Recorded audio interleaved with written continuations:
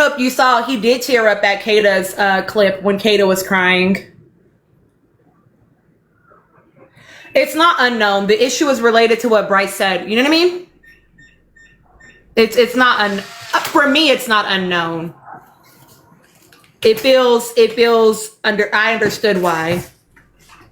Y'all's comments are moving so fast. I'm so sorry. But Beanie, I mean, go rewatch it, babe, because I don't know if I think that that's actually fair based on what we all watched tonight. He and Anaya were attempting to have a conversation. She really didn't want to hear it, but they were attempting. They got to a place of lull, and then Trinity said, I have a question. Why? Why do you have a question? Why do you have a question in a coupling that you're not in? Why do you have a question, Trinity? It's the same shit she did at the recoupling, y'all. Come on, y'all. Be for real. Be for real. I know y'all synced it. I know y'all synced it. I know y'all synced it. Don't do that. And it took Sincere. It took Melanie telling the girls to stop when Sincere was trying to speak for them to finally like be quiet. But it was a lot of dysregulation on that island tonight. That was obvious.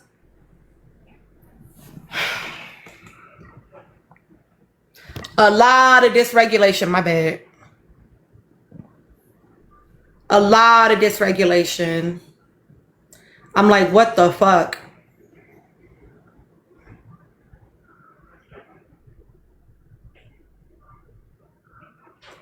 Honestly, my thing is like, whether you agree with Trinity or not, I think that Trinity needs to mind her own fucking business.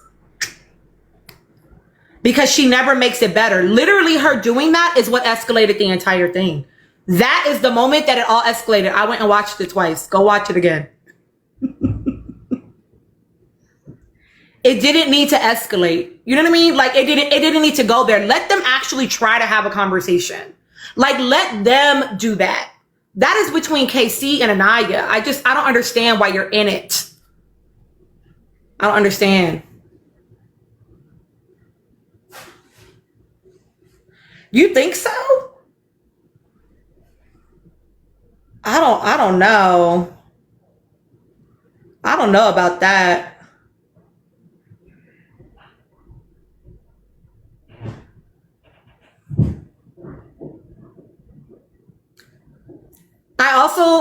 I actually, I don't really want to talk about them with y'all.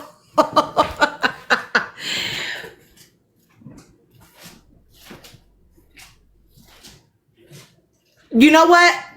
We didn't see any, so I will say it wasn't really a hard watch for me with Melanie and Sincere, only because everything they showed us tonight is stuff that we've already seen. Like nothing was like a, oh my God, like moment. Like literally everything was exactly how we've seen it play on the show.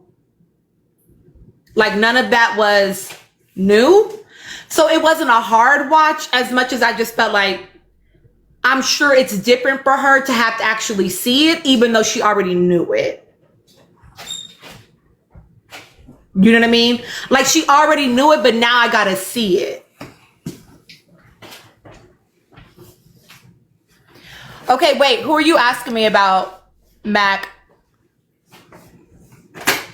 Are you talking about Anaya and KC? If I think that they're gonna talk it out?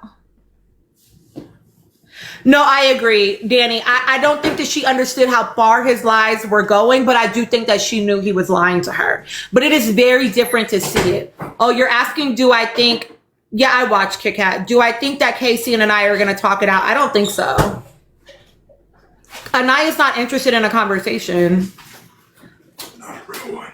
Oh, they're not going to get back together. That's for sure. I told you all after, I feel like I said this after the recoupling. When he came into that villa and the girls reacted how they did, there was no more conversation that was ever going to happen after that, for real. There was no more conversation that was ever going to happen after that. When they sat down together and tried to like come to a resolve, and then he literally said, I had a whole thing prepared to say, but I couldn't speak. It just confirmed what I had already thought the night before. He also was not really allowed to speak in that moment. He wasn't really allowed to speak tonight. Like there is no conversation that Anaya is interested in. You can't come to resolution if you're not interested in conversation. And that is her right. She don't have to talk to him. She don't got to. She don't got to want to resolve it. None of that shit. You know what I'm saying? But no, I don't think that there's ever going to be a resolve because I don't think she's interested in that.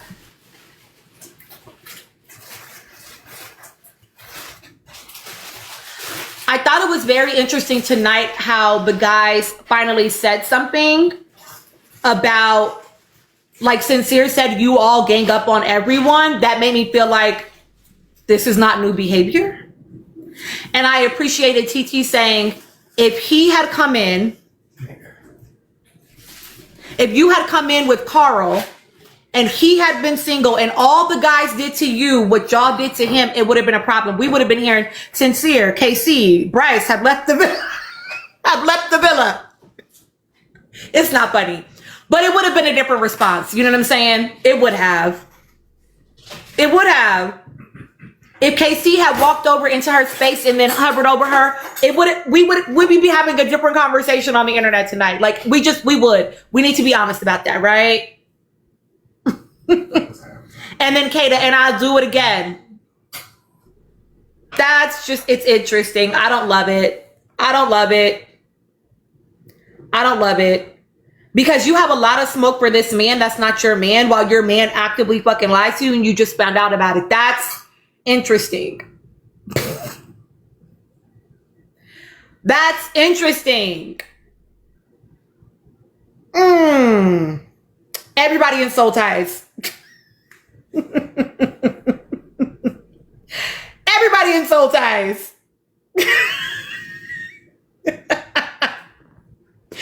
No, they're going to show clips on Thursday.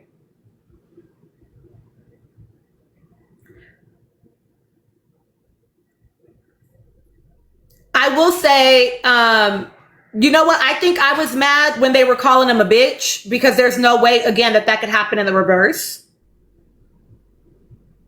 There's no way that could happen in the reverse. I didn't love that. So that was probably the first time. Honestly, the recoupling is probably like the first time I got super annoyed. Beanie Baby, but the thing is, like, whether you feel that way or not, if he said it to her,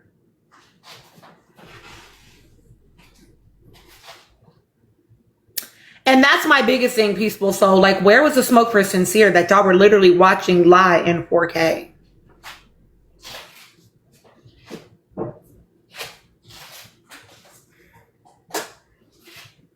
It's giving biracial island. It's giving racially ambiguous island. Shut up, Gigi. I know the comments are so fast. Yeah, she did print petals. But Trinity clearly is not aware of that, which is why she said what she said, right? No, they were shook by Sincere. It's not, they know he's lying. They don't know that he was lying to that extent.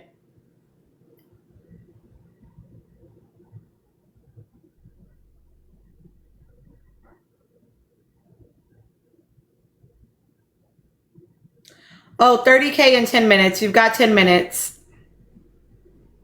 The boys were like, what? I mean, the Amora scene that's coming on Thursday, if we had just had more time, it would have been you.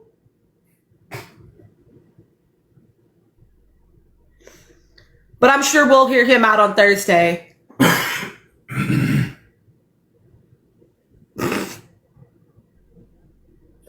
Trinity's frustration with KC has nothing to do with Anaya, y'all. I want y'all to be for real. That girl was not upstairs with her while she was crying. Matter of fact, none of their asses were.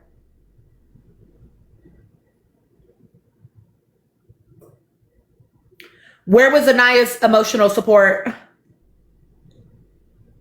While you're shaking and can she hold your hand?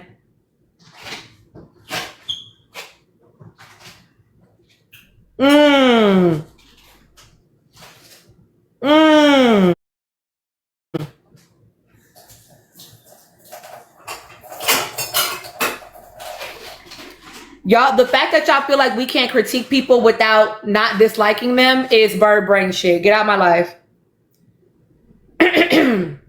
Whether I like Trinity or not, that's just a fact. That is not about Anaya. That's about her own offense. She picked her up off the ground while yelling and screaming at her about how she needs to pull it together because she would have had to build that man up anyway. He don't fit in your world anyway. She did. She said he a builder nigga. I'm sorry, that's not funny. You right. But then she went up to that makeup room and was crying by her damn self.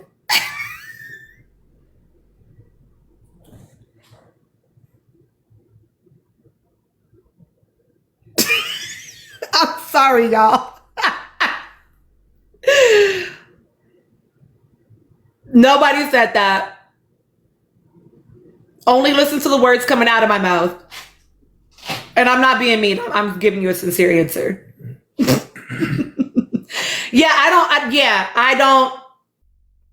I don't love it. I feel like, but I've always felt like that about Anaya on this island. I feel like people don't actually make space for Anaya's emotions. I don't like that. I've said that from the very beginning. And people were telling Anaya to stop being the villa therapist. And I told y'all from the very beginning, that's not on Anaya, it's on them. It's on them. That is how they relate to her.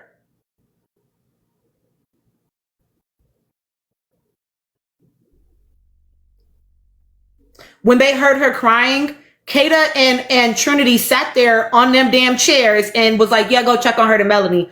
But you expect me to believe that you're so outraged for your girl in this moment, Trinity? I'm not buying it, mamas. I'm not buying it. It feels selfishly motivated. And similarly, Kata, to y'all, whoever said it in the comments, she also didn't make that moment about her. It's not about y'all. Damn, shut up. It's not about y'all. Let that girl have her fucking moment with him. Damn. I don't appreciate people that are friends in that way. That's not friendship to me. That's not friendship to me. Don't do that. Don't make her moment. Hi, Tata. Don't make her moment about you. I don't like that. And it would be one thing if it had only happened tonight, y'all, but I've seen it multiple times with the way that they've acted with Anaya from the very beginning on this island. I don't like that.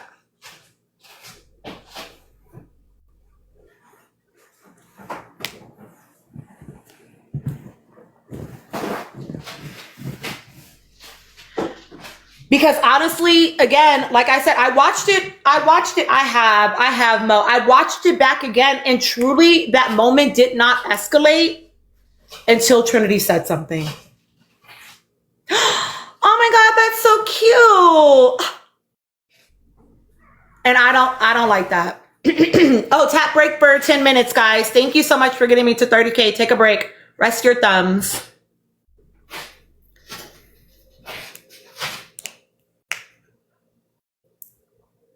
Correct, T. Correct. Oh my God, that's so cute too. Yeah, and I don't like that, right? So I feel like KC and Anaya, she didn't want to hear what he had to say. He wanted to express himself. They did a little back and forth, 1-2, right? Whatever. They're done. There's nothing left to say between the two of them, right? Again, Anaya feels embarrassed and disrespected is the word that she uses about him, right? She feels embarrassed and disrespected by him. She doesn't want to hear what he has to say. I think they should just stop trying to talk. Just stop trying to talk. I wanted them to be able to, and I said this to my subscribers, I do wish, I wanted both of them to get to a place of reconciliation. I did. I wanted them to get to a place where they felt like I'm not carrying a wound from him or from her. And they could have just enjoyed the rest of their time in the villa. But unfortunately, the way that he was received during the recoupling X'd all that. That was never going to happen at that point. That was never going to happen at that point. And it's not, but see, reconciliation is not about them needing to be a couple. It's about them just being able to, like Casey said tonight, I just want to be able to be cordial with her. I just want to be cordial, right? And he went and told the truth. He was like, it did not go well. I really didn't feel like I got to express myself at all. And then she went and told everybody it went good. But that's because Anaya wanted to monologue. And so he let her. And then he just said, I'm sorry. And that's all that she really wanted to hear. It didn't matter how he felt. It didn't matter how he felt. She doesn't actually care about his feels. And so whatever, right?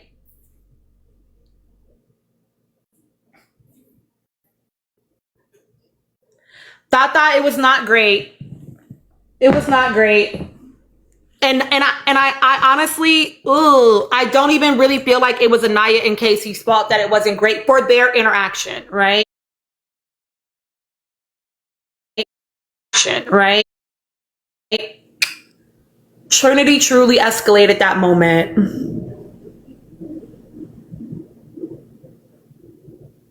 And that's too bad. I literally watched Casey just sort of shut down. It feels like how I've watched him do in other moments since he's been on this island, but he definitely shut down. I thought it was great that he attempted to take some accountability when he started talking. He tried. He tried, but he couldn't really get nothing else out. And so whatever. Just leave it alone at this point. Oh, I'm not confused about that. Oh, I agree, Antoinette. I feel like Casey and Anaya deserved an opportunity to come to a close, but the other girls have not allowed that. Explicitly Trinity,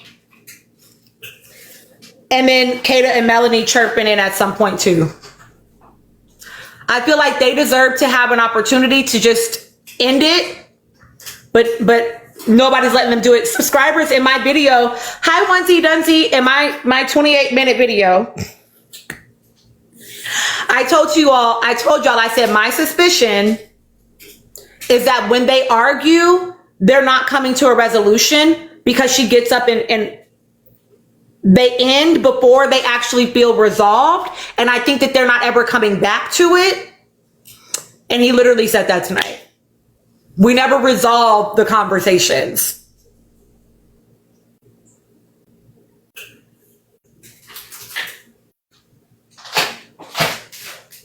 As someone that works with couples, that was pretty obvious to see.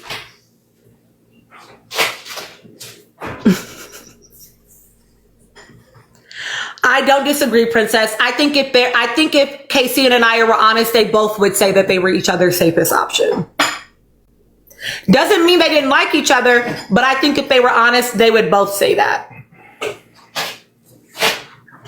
Because once Sean left, who was Anaya exploring? Who was Anaya exploring on that island? Once Sean left. And Sean left early days. Hi, Dee. So I feel like if they were honest, they would both say that. Like, yeah, it did feel safer to stay here. And to some extent, Casey did say that to Soul. It felt scary to explore outside of my connection. He did say that. But I don't know if he ever said that to Anaya. I think they both liked each other, Beanie Baby. I don't think that they disliked each other. I think that they just ultimately were not a good fit, and that's okay. Casey, it didn't clock for me the first time he said it, but tonight when they played the clips back and he was in the dressing room with the guys after they had gotten the postcard and he was like, I ain't never seen Anaya that happy. I was like, oh shit. Oh shit. The way the boys were telling TT, oh, we've never seen him this happy. I think he clocked in that moment like, damn, she's happy with him in a way that she's not with me. I think he probably thought she was going to bring that man back. Because he said, I've never seen her that happy. And before they both left to Casa, he told her that he wanted her to explore and to, if she found a better connection, to go with that connection.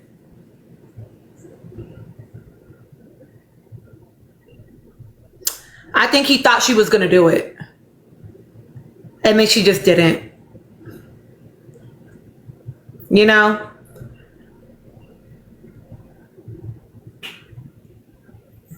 Champagne Mommy, it was very interesting. And the boys calling that out was so funny to me. They said, she's saying the same shit he said. I think everybody was shocked when they realized that she knew that he was exploring. I think that they were not clear that she knew that. Because Trinity's face, when that came up on the clip, was like she didn't know that Anaya knew he was doing that. Mm-hmm. Okay, Tata, go watch. Yeah, hello. That was such a hard watch. Watching those girls girl as they did. And I promise you, I would have felt so much better. I would have felt so much better if if when Anaya got up and got in Casey's face, TT said, "What is this, Bad Girls Club?" Shut up. I would have loved for that line to resurface. You have 1 minute. So the new tap goal at 15 after the hour, new tap goal at 15 after the hour, there are 409 of you in here. We're going to make the tap goal 100K. You're going to get us to 100K in the next 10 minutes. So that means you have until 25 after the hour, and then the comments go off. So here's the thing, Beanie Baby. Yeah. Here's the thing, Beanie Baby. She didn't know his delivery until tonight. So that couldn't have been what she was mad at, Beanie Baby, because she didn't know until tonight. Exactly. She felt disrespected because he came back with somebody, period. And that's not disrespect.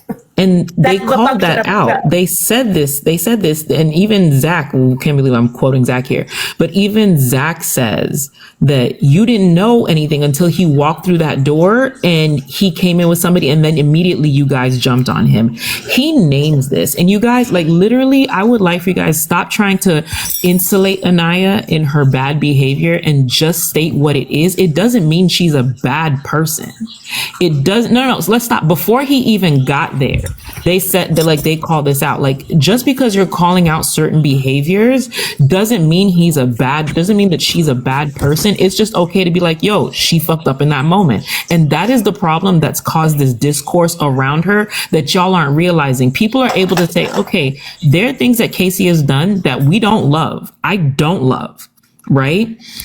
But that's why we're able to have that discourse. It doesn't mean that he's a bad person because he's done shit that we don't love. It's the same thing with Anaya. Just because she's done things that aren't necessarily right or don't necessarily, like, ring positive doesn't mean she's a bad person, but it also means that you can call the bullshit out. And that's what that is. But if you're committed to being an assistive in the vile shit that's said about her, go ahead. That means you don't really like the girl. So that's okay. That's cool too. Yeah, I agree. Listen, I just want to say, God, I really do hate talking about Casey and Anaya, but I understand that, like, they are the show for people. But I do want to name explicitly two things. Number one, Anaya didn't know that Casey, and actually, I want to say three things. Number one, we all watched back her watching the clips that we've seen. Correct. Ariana did tell us that the heart rate challenge was live and unedited. So we did see exactly what they saw, right? That said, I want to say three different things. We watched Anaya watching back these moments. Oh, thank you. And we watched Anaya not have nearly the reaction that the public has had.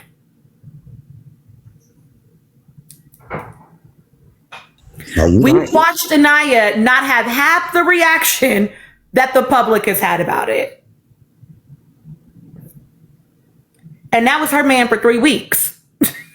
We don't even know that man, right? That said, we also watched Anaya attempt to have a conversation with him, even though she didn't want to. And we all explicitly saw one person escalate that moment. a person that's not even involved in that coupling. And then it just went up and up and up and up and up. And it feels like a battery gets put in her back. And that's unfair because it's not giving her an opportunity to truly work through her emotional experience, right? I actually hate that for her. Truly. And the last thing I'll say is I don't think that they're going to leave this villa feeling like they can be cool. Like, I feel like there's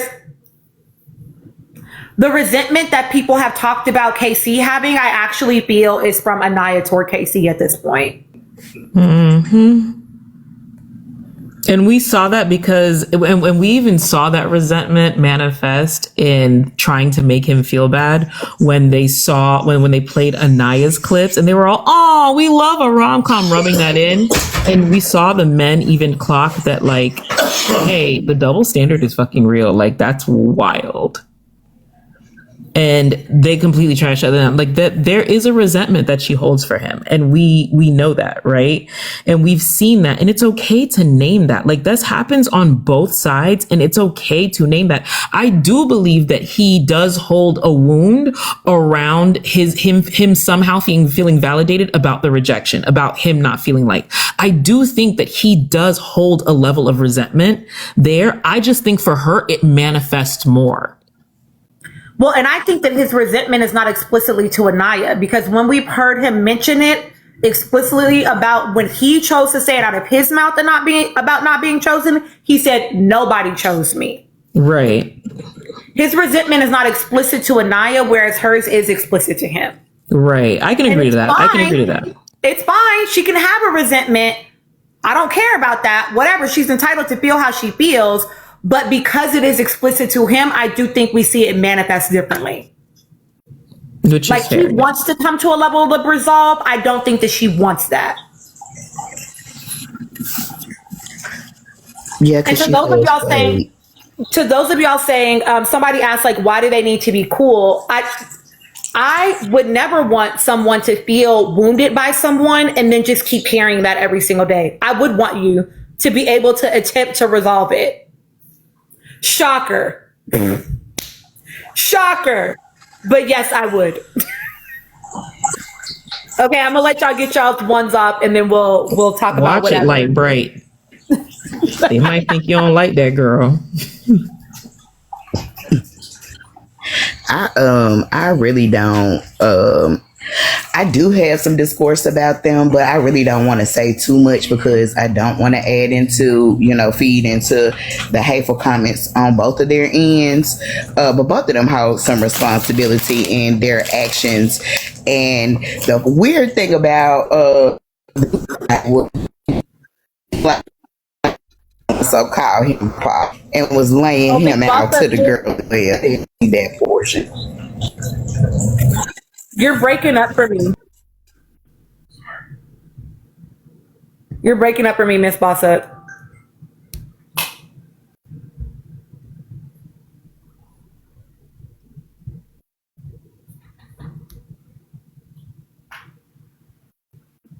No, Adelaide, but they're not. They haven't shown a bunch of their clips yet. Okay, try again. Is this better? Yes. Okay. I was saying they both hold some responsibility in how they and how the relationship has kind of manifested to this point. I did think that it was kind of funny that on her video they didn't show her kind of laying into him too, to her girls. I just thought that it was more so about her, experiencing Carl, which needed to be shown, but also, that she also had some discourse about him as well.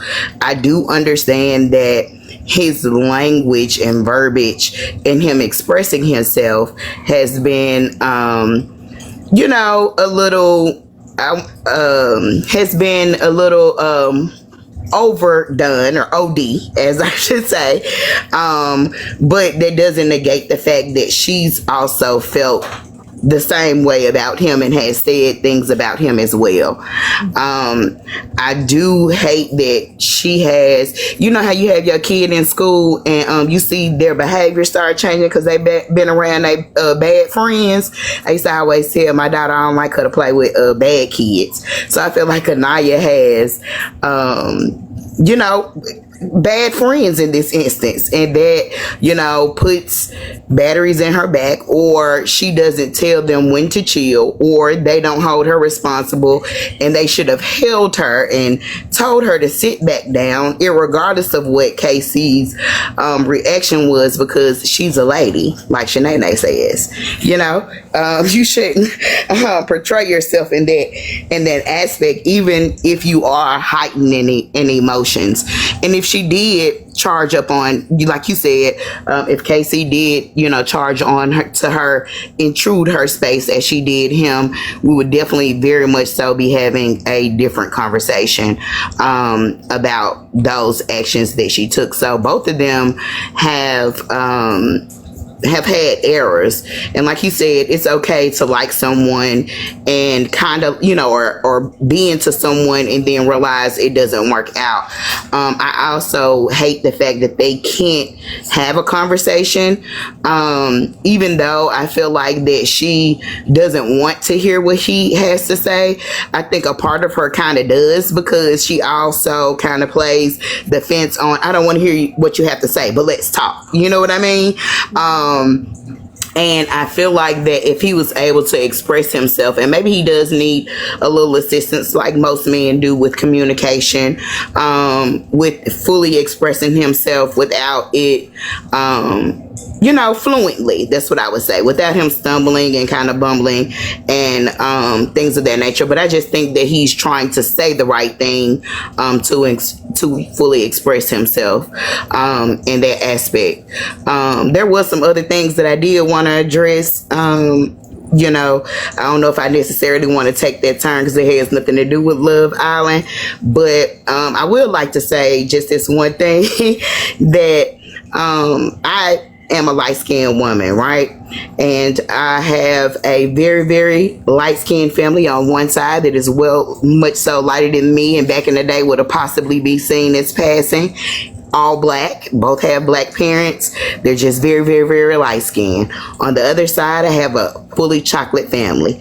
And in the 90s, all I can say was, you know, back in the day, the chocolate girls, in my opinion, I didn't see anything less, you know, Keisha from Belly, all those different type of women like that. Those were the top tier teed women for me. So I used to, you know, want that melanin, you know, in a sense, or, you know, not have a line of you're not fully accepted, or who is this black girl with this black family that looks white, or when I go down to my mom's side and I'm white girl Meg, or my cousin says don't touch my white cousin. You know, of course, we're kids, he doesn't understand, but at the same time, just understand that we do straddle this fine line and fence of being accepted in some sense, and that has to be addressed and acknowledged as well. I do understand my chocolate women definitely have, in the real world, has a feat to bear that I might have some passing moments in, you know, or has some privilege in. I definitely understand that, but also understand that in our culture, in our sense of community, that a lot of times we're not seen as enough. So just acknowledge both ends, and just because, you know, we have discourse about our people and we may be a different shade, doesn't necessarily mean that we're colorist. We can hold people accountable. We can have discourse, agree to disagree, and still not hate a person. So just wanted to say that. Let me help, because ain't nobody up here anti Anaya. No shade, all tea. Like, nobody is anti Anaya. That girl gets a lot of grace in my lives. I'm definitely not anti Anaya. I was defending Anaya before I ever said anything about KC. Check my card backs. Check the videos. That said, yeah, I do wish that they, at this point, I want them to just shut the fuck up, right? I just want everybody to shut the fuck up on the island. But I do wish that Anaya and KC have been able to have a true conversation. I don't think that they're ever.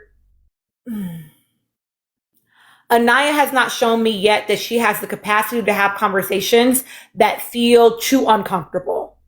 Just from the way, even when they were a couple, right?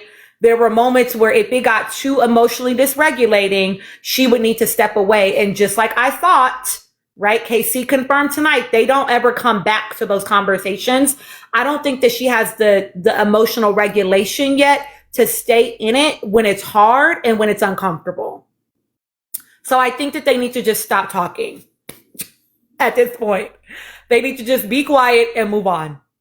And that's it. I actually don't think it has to be toxic though. Personally. I don't think it has to be toxic. I don't think that their dynamic was inherently toxic. I do have a question for you, Tina, real quick. Yeah. Do you think that Trinity possibly lashes out and seems to lash out KC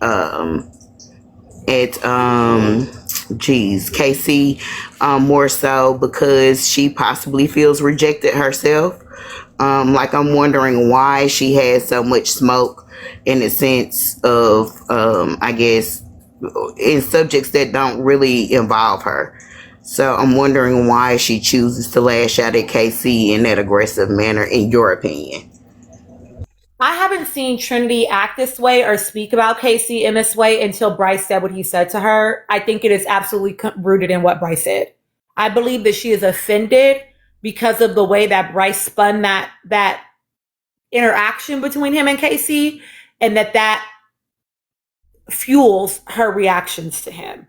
If I'm perfectly honest. And then she hides it behind, I'm defending my friend, but she's not often always talking about her friend, right? Even tonight, she was speaking from a place of authority around what he had and had not said to her. But when KC said, but we've had these conversations, Anaya was like, yeah. And then when Anaya's scenes were played and it was shown that she knew he was exploring Trinity, you don't know what you're talking about. You don't actually know what they've talked about. You have an idea, maybe you have some presumptions. I think she needs to just stay out of it and let them actually talk. And I don't think Trinity's going to let it go and move on until they actually leave the island, or until her and KC have an actual conversation, or until she sees what was actually said. That's what I think. I think that it's offense, right? That is playing into it. Ooh, that's Sunny D. That's Gigi's jam. Gigi, I'm gonna give you your time, babe. Go ahead. Thank you for that question, Sunny D, because I absolutely do think that plays a part in it. I think that what we saw and granted, I'm going to preface this because I know the idiots are in here. I'm going to preface this by saying she can do whatever the hell she wants with her body. That man is not. Nobody is guaranteed to it. However, I do believe that Casey's reaction when he saw how happy she was, and even in the replay of how quickly and how quickly she physically warmed up to him, there was very much a measure of, you have to work for it for me because you don't necessarily fit into my life. However, there is an instant fit because Carl was born with that privilege. So, yeah, that's why she gave it that quickly. I think that he was born entitled to that play with him. And I think that that's kind of what that played into. I don't think that it's something that she does. I don't think it's something she does intentionally, though. I don't think it's something that she's even aware of. If I'm honest, I don't think it's something, like, to be clear, I don't think she does it maliciously. I don't. I do think that there's a class play and we know that there's a class play that happens because Melanie says it to her. Melanie says it to her. When she's talking to her, they dehumanize that man. They talk absolutely down to him. About him rather, not to him. They talk absolutely down about him. They sat there and said, Melanie sat there and said that he is beneath her, doesn't fit into her life. She would have to build him up. He's a Build-A-Bear. So there's been a conversation about class play, about how he doesn't fit into your life. There has been conversation about class play there. And I think that that has fed into their dynamic. And it's pretty much, well, I'm here with you. And that's why I feel like that's why Casey didn't feel appreciated or wanted in that dynamic, because it was like I'm here, you should be blessed that I'm here and work for you. We noticed that when Casey says to her, I wasn't your one or your two. Oh, so now it's my fault. There's that shutdown there. There's that disconnect. And it's okay. Again, it is okay to recognize that, because how do you work on getting better and how is there growth if you don't call things out? Let's be for real. Everybody does it to a measure. That's how you get songs like No Scrubs. Everybody has a measure of doing it. I just think hers was amplified because it was on screen. I don't think it makes her a bad person. I just think that it is a thing. And for you not to understand that how classism plays in the Black elite is a weird reach. That's the weird reach, y'all. But I think that played a part in their dynamic as a whole. And that's kind of where their disconnect happened. Again, I don't think that this makes her a bad person. I don't think she did it maliciously. I do think it's an unconscious thing that happened. It's just unfortunately happened and we watched it play out.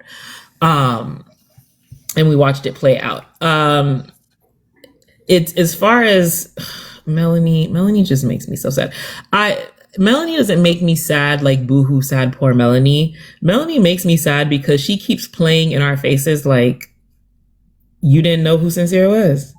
Like, we didn't watch you sit here and say when Soul was here, see, he's up here kissing her and I'm just gonna have to forgive him again. Like, we watched you place yourself as the number one Sincere defender. Like that. So where these tears are coming from, like, not to say the girl can't be upset. I'm just saying, like, where is this coming from? You knew the man was a liar. And again, everybody else, and where's the smoke for everybody else who knew Sincere was lying to that girl in her face and nobody called it out? Yet y'all want to call out when it came to KC, but nobody wanted to call it Sincere. I'm sorry. What is happening? Did we not just watch this man lie to her in 4K back to back to back to back? I mean, we already saw it. No, Anaya called it out and then turned around and said, well, we know he would have come back to you anyway. That's what she did. She's the biggest Melanie and Sincere. Like, that's what she did. So if we're going to say Melanie called it out, she called it out and then turned around and said, but we knew he was coming back to you anyway. No one called Sincere a coward. No one called him a coward when he told Soul that that's what he wanted and he was where he wanted to be. No one called him a coward. When he piped up to speak up on Casey's behalf, nobody shut him down and told him to shut up. Like, that's wild. These are the things that are happening that we're not calling out. And it's like, oh, but he did. But he's literally the biggest liar on that island. Nobody said shit. And I want you to ask yourselves why that is.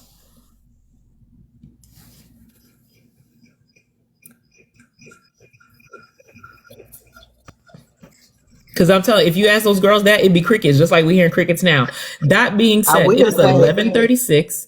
Well, 11:36 my time. 36 after the hour. You all need a new tap goal. There's 411 you in here. Before I give up the mic, we need to tap it up to 175. Why not? I'm going to give y'all 10 minutes to do 175. So we're going to take it to 46 after the hour or the comments go off. So tap, tap, tap, please. Collect your heartbeat, share the live, repost, do what you need to do, but y'all better get to tapping. They tried to verbally jump him, but he wasn't going. Who, Sincere? Well, when he piped up to try to defend KC or to call out the hypocrisy of it all, and they were trying to go back and forth. He's like, I'm not talking to y'all. I'm talking to Anaya. If KC has said that. And then Melanie literally was like, let him talk. And then when we watched Sincere's his clips back. Crickets. Literally not even just crickets. Anaya said, I want to hear what he has to say. Literally. Yeah. I mean, she was nodding the entire time he was speaking. And they let him speak his piece uninterrupted, Mind unaccosted. you, when Trinity told him to shut the fuck up, Melanie was like, no, let him speak. But you know who didn't do that for their own girl? Bryce. But I'll be here to whack him some more soon because Right. What's the Melanie. order? I didn't see Bryce stick up for Trinity, not at all. But Mel told y'all to calm it down about how y'all was speaking to Sincere and let him speak. Guys, I think everybody's not noticing that Melanie's clip was before Anaya's. She was It already does seem fine. like that when I watched Yeah, it. it was before It Anaya's. does. They cut No, it. what? Yeah, it seems like they flipped the order. But Tina, Yes. I don't know whose turn it is. Yeah, I got you. Okay, so we're gonna do you seventh letter next, and then Danny, because I'm gonna go in order of subscribers. So you, Danny, Brittany, AJ. It don't matter. You and Danny next. Go ahead, seventh letter. I hope I ain't jump nobody. Really quickly, I apologize. I'll restart your time, seventh letter. The order was Zach and Kata. Then it was KC, and then it was Anaya's clip. They're saying that they think the editing. No, that's how they showed it. Yeah, we think the editing Sorry, was let me restart your different. time. Just based on like Anaya's makeup and tears and stuff like that, it just seemed like that. Okay. Let me know. Okay.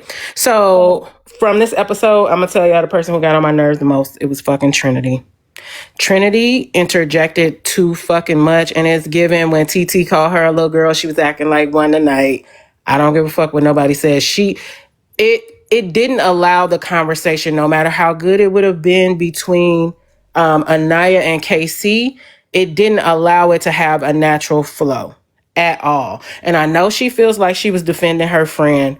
She's 22, they 23. Like that's kind of what happens in that age group. So I get it, but it was a little too much and it was a little too strong, especially knowing her and Bryce don't even have shit going on. So you're not going to have a hard night tonight.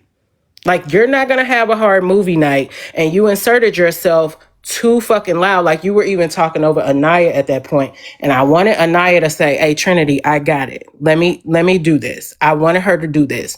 Now, before I get I'll do Kata and Zach. Kata never pipes up on Zach and gives him what he needs. And I do think that she kind of hijacked a little bit of the thing that was going on between Anaya at the end because she realized, oh, the little racist girl had gotten kicked off the show. And she couldn't even be in that moment and respect and let that be Anaya's time, Anaya and KC's time to do their thing. So, but yeah. And then when it got to Anaya's turn, it was Kata, it was Trinity, and Melanie's ass. And I do think that when KC saw that shit compounded back to back to back, the shit that he said, he did feel bad, but he didn't get a chance to apologize. I think he was going to, he was trying to, but they weren't having it. They weren't hearing it. I do not like the fact that he stood up. Everybody know, anytime it's a confrontation or a fucking argument, I don't care if it's men and men, women and women, men and women, that escalates it. And that's why she got up. And that the batteries that were put in everybody's back did not have to happen. I wanted them to have a fair conversation. And I do see that Anaya was stonewalling him a bit in the conversation because she just didn't want to hear it. If everybody would have shut up and just let KC pour his little heart out, she could take the apology or not, or tell him to shove it up his ass. But too many interjections happened in that moment.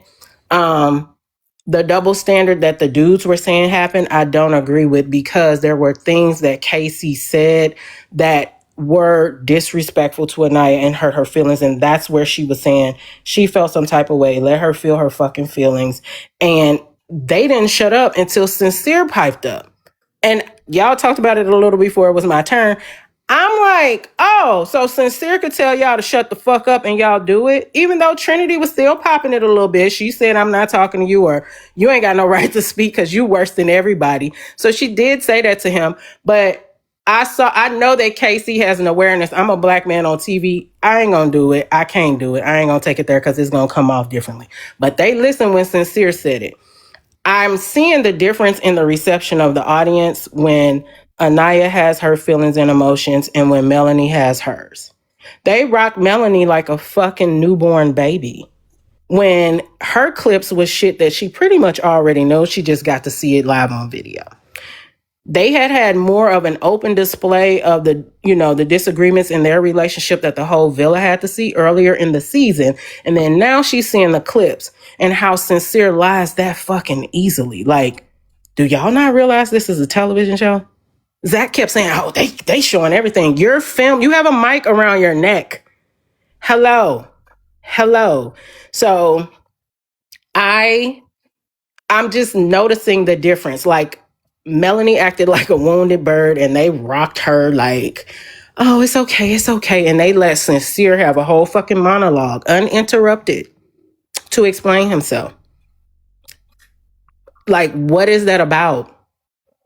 What the fuck is that about amongst the cast? I do like that TT interjected and said, hey, y'all were telling me the same thing. Y'all were telling me he's only been this way. He's been so happy, And they were trying to act like downplay that they were saying that shit to her, continuing the ball of confusion between her, Anaya, and Casey. And she called out how they wouldn't let him speak. And she felt like the guys wouldn't have done the same thing had the roles been reversed. And somebody else brought up a point that Carl was noticing and he didn't like how Anaya was responding. I guess maybe the part, I'm going to go over a little bit. I guess maybe the part about how she got up out of her seat. I don't give a fuck how Carl feels about that, quite honestly. Because if you like her, you're going to like her. If you don't, you're not going to. She's allowed to have her expressions, emotions, and feel her fucking feelings. You don't get to regulate that. You just got here. You got to let this be their conversation and their moment to have. And if anybody watched season 6, Miguel felt some type of way about how Leah responded to things during movie night. And he said he didn't like it because he grew up in a household where his parents constantly argued like that, and that took him back to a place. But because they got the ghost edit, we didn't get to see enough of their conversations about how they talked about that. Mm-hmm. So those are my thoughts for now. Thank you. No, I agree. I think that Anaya is allowed to feel how she feels. I think if we also are having the class conversation, though, about, I said to you subscribers that what it seemed to me for Anaya with Carl is that he checks boxes on her like list that she's made up as to what she's supposed to have in a man. And then she quite literally, I think like 2 episodes later said like, he checks all the boxes. So like, I think he is like ticking things off for her around what she thinks a husband is supposed to be. And so if we're going to talk about that and we're going to invite the class component in, she absolutely should not have engaged that way. She shouldn't have. That is not how he would want her to engage. If we're talking class dynamic here, that is not how he would want her to engage in a moment of upset or frustration, right? But this is why I've made the argument. I think that Anaya needs an older man. I think that 28 is too old right now. I think that's too old right now. I don't think she's in that place yet emotionally. I think 25, 26, she'd be solid, right?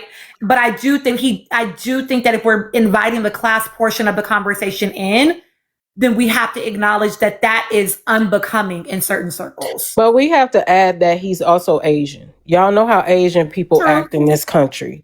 They try to be meek and mild, and anything beyond that is embarrassing to them. So it's not just a class thing, it's also a race thing. Yep. And he's just going to have to understand that everybody doesn't cower down. They act like that in private, though. They act like that in private and public when they see Black people in confrontation. That's true. They act like Black people are doing too much all the time. Yeah, I do think that you're right. There is a cultural piece. There is a class piece. Yeah, he's 28, turning 29 next month. This is why I also don't ship them. I don't think that she's in a place yet to be with a man that old. I don't care. I said what I said. Danny, go ahead and give me your thoughts. No, Amore is 21. He don't need to go over there with her either. Yeah, I have a lot to say. I'll start off with Jen and Kenzie. I'm going to give Jen her 10s tonight. Because I've never seen someone clock Kenzie so badly tonight. Because all the girls have been like going around her being like, oh, Jen said it to her face. She said, if we were not in these walls, I would not be friends with you. You go after every man. You are never happy. Dylan treats you right, and you are never happy. And you can tell Kenzie was shocked. And when she was like, well, I don't like you when you said that, Jen was like, and I said it. And I'm not changing it. So deal with it. Kenzie got guilted into being in that relationship with that man because he went and put on his weird ass boo-boo tears. I'm sorry, the shit was weird. Unless I get that men have emotions. Men can cry. I'm never saying that. But the way you was crying after 3 days, like, nigga, what the fuck? You're not a nigga, but like still, like, what the fuck? That Weird. Weird. hardcore. I don't know what that was, but I was uncomfortable that Kenzie got guilted into that by his tears. But you know what, Kenzie, that's what you get because you've been running around this villain. I can't wait for Thursday because you do need to be clocked. I can't wait for Thursday, bitch, because you need to be clocked. I'm all here for a hot girl summer, but your coochie management's gotta go. I'll do Melanie really quickly and sincere. What I will say is this. Yes, Melanie's known he's been lying and blah, blah, blah. But I think for all of them, and I'm going to get to all of them, tonight was a mirror, right? It's when you're in the moment, it's easy to like take a man back, do whatever. But when you're watching this, and I think we sometimes are a little bit too critical. She knows some things, not the depths of what he was saying and doing, to the point that even the men were appalled. Like, I don't know if you caught it. Like, I know people said like Casey teared up for Kata. He teared up for Melanie as well. And Casey said like that shit is bad.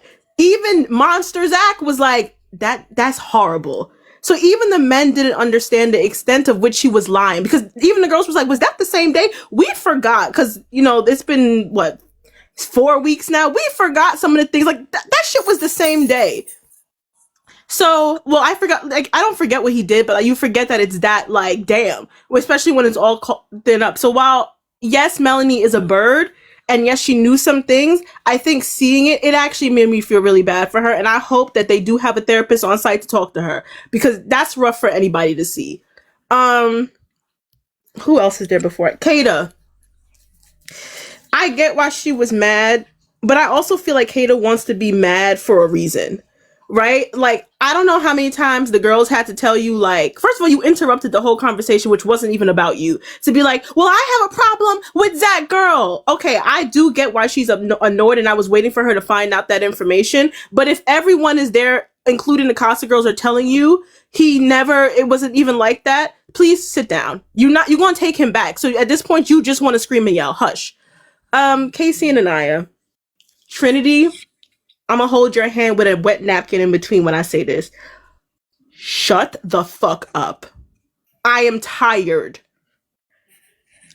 Do you want Casey? Did you expect Casey to be with you? Because what is this level of vim you have for this man? It is ridiculous. You didn't need to listen. I'm somebody who will clap up for my friend. Don't get it twisted. I will sit up there and be like, but to the level of which, oh, I just have something to say. Let Anaya do that. If Anaya were cursing this man out and you felt the need to jump in and help her, okay. But you started off jumping in that conversation. Shut up. I'm glad that Casey got to watch that back. Because while I don't think he's as bad as everyone paints him out to be, I maintain to all of you on this panel, I never liked his tone in Casa. And watching that back, he didn't like his tone in Casa. He needed to see how you act. That yes, you can have these feelings or whatever, but like it didn't need to be like that. And I'm glad he saw it, felt that it was wrong, and was like, you know what? Yeah, I was dead ass wrong for that. So yeah, he needed that. I will say, she didn't take that grandma comment the way some people took it, because she just said I was sleepy. But anyway, Trinity put a battery. Sorry, I might go a little bit. You're okay. Trinity really put a battery in everyone's back, and I know people are like, "Oh, the boys, they needed to shut up." No, the boys were actually making some valid points. You didn't know all of that. TT said it. You didn't know. Now, don't get me wrong. Like I said, I maintain what he said in Casa was disrespectful, but you didn't hear any of that. So what is your issue? You keep saying you were disrespected. You don't like that he brought somebody back. You should have brought Carl.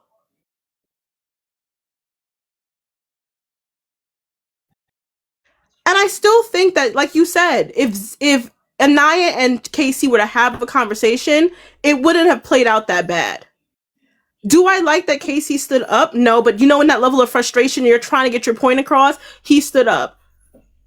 I don't know what possessed Miss Ma'am to... Casey stood in his area. He ain't never entered or crossed the girl's barrier. Why you felt the need to walk over into the boy's area and then scream in his face? Last year, if somebody else would have did this, we would have said something. But the girls really pissed me off tonight. Pissed me off. But again, I'm also glad, Sincere, you needed to see how you look like. Because you can say, the men were appalled, were looking at Sincere. Sincere was looking at himself back. Now, I don't think Sincere is going to change. But it's nice for everyone to get a reflection of what they look like tonight. And I'll end with this. Kenzie, your ass on Thursday. Your coochie management ass on Thursday. That's all I got. I will say, I see y'all in the comments. We're going to have to agree to disagree, babes. Right? We're going to have to agree to disagree in here because whether you like it or not, Casey saying this decision is not for Anaya, it's for me, is not disrespectful. Whether you like it or not, him saying that is not disrespectful. It's hurtful maybe, but that's not the same thing as disrespect, babes. It was the truth. It wasn't insensitive either. He was acknowledging, and he made eye contact with her. He was acknowledging, I understand this is hurtful, but it's not for you. It's for me. It's not even selfish. That's literally the point of the island, is to find your best connection. But also, Tina, weren't they just yelling at that man for playing it safe? Weren't they just yelling at that man for playing it safe and say be transparent? And the one time he is transparent, he is transparent, they're upset.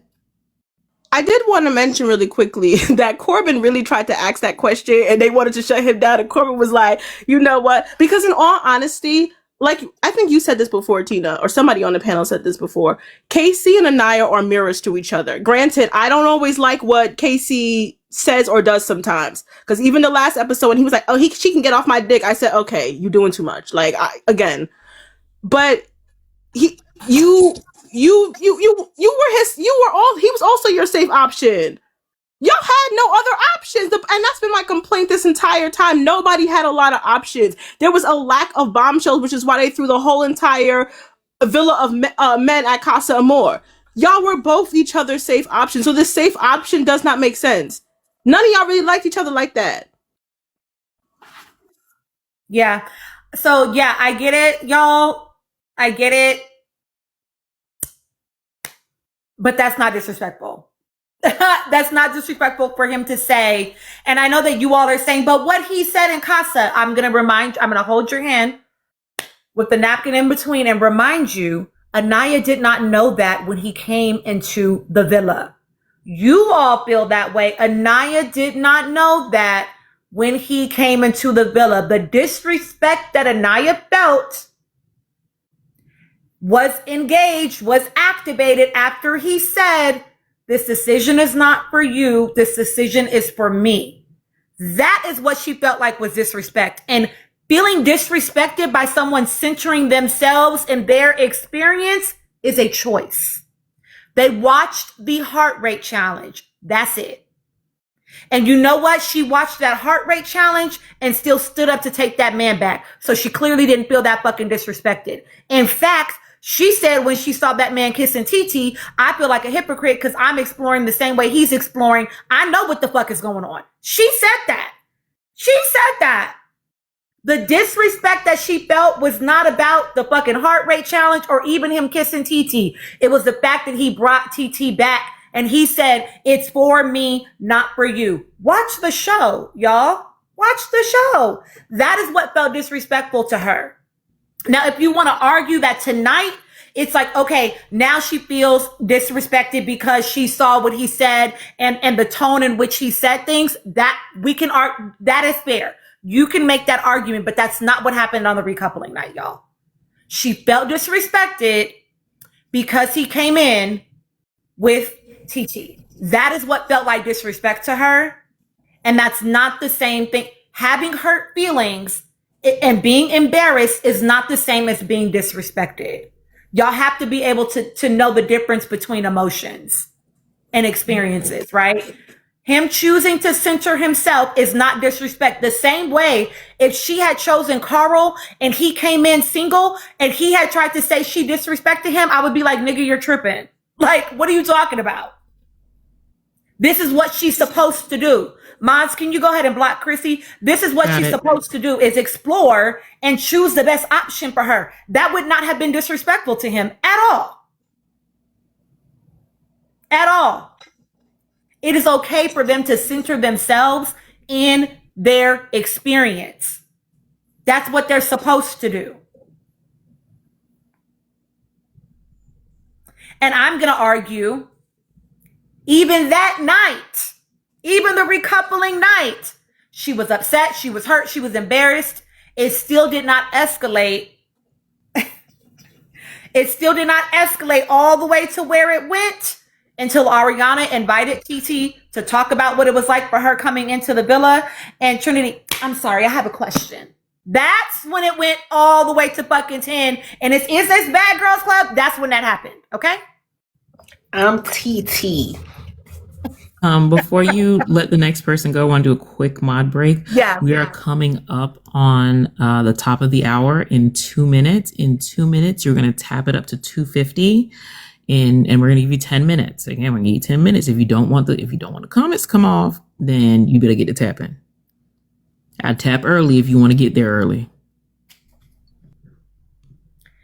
And she didn't know that. So while you're continuing to put that in the comments, she didn't know that. She didn't know that.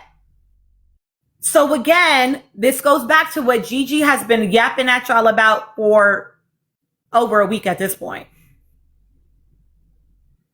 Oh, good job, KP.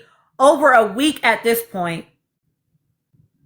Making Anaya's feelings the center of KC's experience is not fair to KC or to Anaya. It's not fair to either one of them. Look at them on that island and want for both of them to have individual, independent experiences where they learn to grow and stretch and prioritize themselves. Want that for them. Not for her feelings to be protected at all costs, no matter what it costs him. That's not fair to him, and it certainly is not fair to her. Because then you all would be on the internet yapping the entire rest of the fucking season about how he's only staying with her because she's his safe option and he don't actually like her. It cannot be both, friends. It cannot be both. Okay? All right, Brittany, give me your thoughts, my love. Hello, everybody. I know people like to say that KC has resentment for Anaya, but dare I say they both have resentment for each other because they were both not anybody's first choice. And they were both stuck in that relationship or situation out of convenience where they were both forced to try to make fetch happen. And there was some frustration because they could not make fetch happen. And they see everybody else progressing and getting intimate, but they cannot reach that point because they just don't mesh well. And that was all the friction there. But, whatever. I do want to say my biggest disappointment with Anaya tonight, even though I know she was angry and in the heat of the moment, was when she did stand up and go over to KC. Because to me, this is just me, Southside girl from Chicago, she was sunning that boy. She was sunning him, calling him boy, emasculating him in front of everybody because she does not see him as a man. And sad to say, KC does not act like a man either, because had he had that male energy, like let's just think about Jeff in season 4, she wouldn't have did that. Nobody respects him, and he doesn't know how to conduct himself in a way that requires respect. And so that's an area for him to grow in. I'm like, you from South Central and you letting this happen to you? You like a puppy with your tail between your legs? Because you can still present yourself as a man and exude masculine energy without being disrespectful, without being combative. You position yourself where she just knows just off your energy. Don't even take it there. That's something that he has to work on.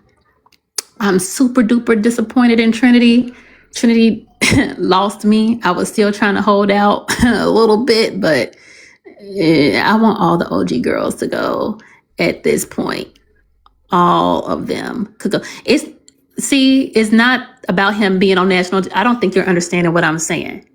He doesn't have to yell. He doesn't have to cuss. Have you ever been around a real man where all he got to do is just look at you and you know not to take it there? That's what I'm talking about. He ain't got to argue back with them. That's not what real men do. Real men don't argue back and forth with women. They say, I said what I said, and that's it.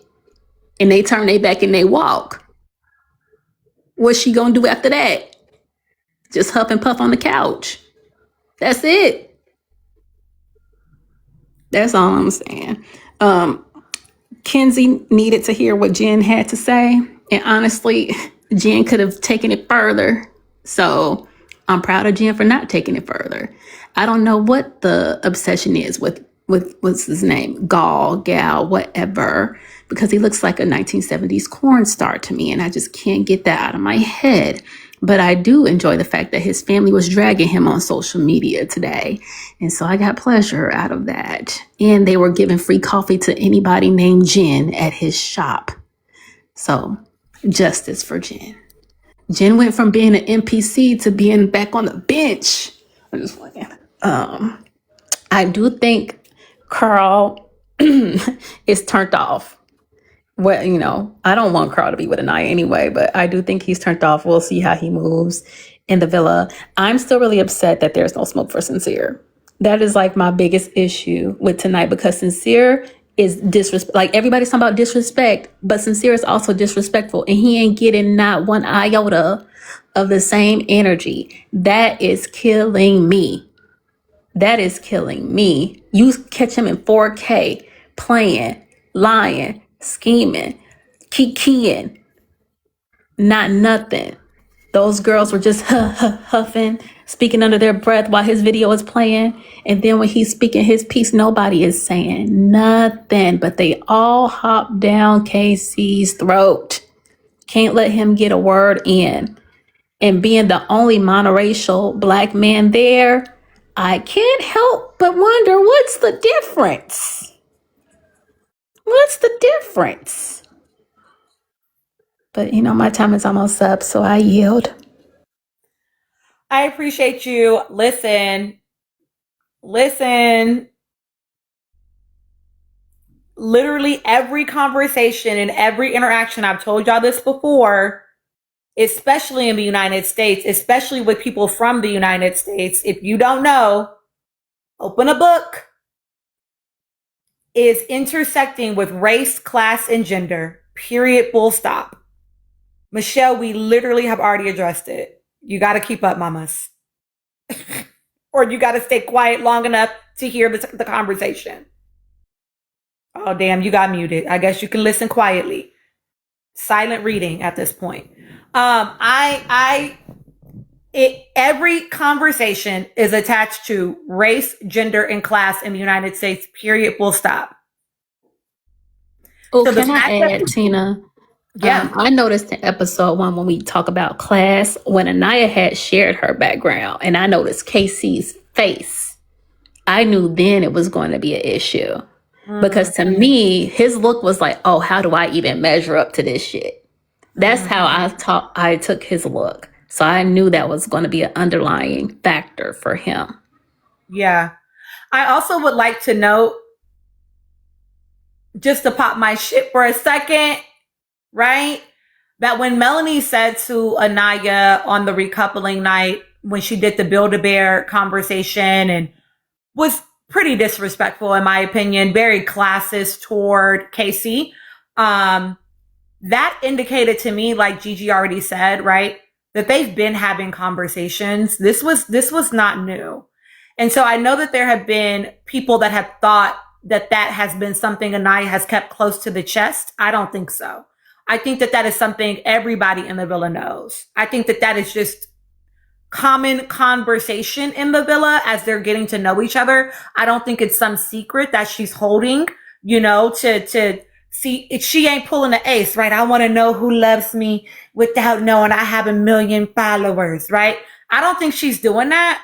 I think that that's common conversation. And it might also be shocking that that is like not moving necessarily anybody in the villa, right? But I don't think that I don't think it's a secret like people have thought before. People have alleged that like KC was keeping that to himself in order to keep a hold to Anaya and like keep her from being able to be with anyone else. I don't think that that's true just based on what we've now heard. And I never thought it was true, but I definitely don't think it's true based on what we've heard at this point. That said, yeah, I don't appreciate Sincere not getting the smoke. And even people in my live, oh, y'all have to get to 275 or the comments are going off. I don't think it's fair to say, well, we know Sincere is a liar. Okay, and so because we know it, we can't be offended by it. Because we know it, we shouldn't call out the bad behavior. I feel like that's a lazy argument. You know? Well, somebody said I don't know what it is, child. It's 250, y'all. I don't know shit. Is it 250 or 275? It was 250. Oh, okay, shit. Y'all got there. I said, I don't know, child. I'm just here. So I do feel like it's not fair to say, oh, let's not like call it out because we all know that he's a liar. That's not fair. That's not fair. Not when we have so much smoke for a person that has not directly lied, just has not said things in ways that we maybe love, has not been as direct as we would like. Like, sure, but directly lying to her, that's not true. And she confirmed that tonight when he said it, right? We've had these conversations. Yes. Like, so it's not directly lying. And so I don't know why we're not having the same, at least level of smoke. If you're going to fry one person, let's fry them both. You know what I'm saying? I think we should be discussing him more. Go ahead, AJ. Give me your thoughts, my love. Hey, so I think this episode, it did make me emotional. And I do think I have a lot to say about production and the role that I think production played in this. Because I feel like it was straight up evil at this point, what production is doing. But obviously, like we saw them acknowledge that there is a clear double standard in the village.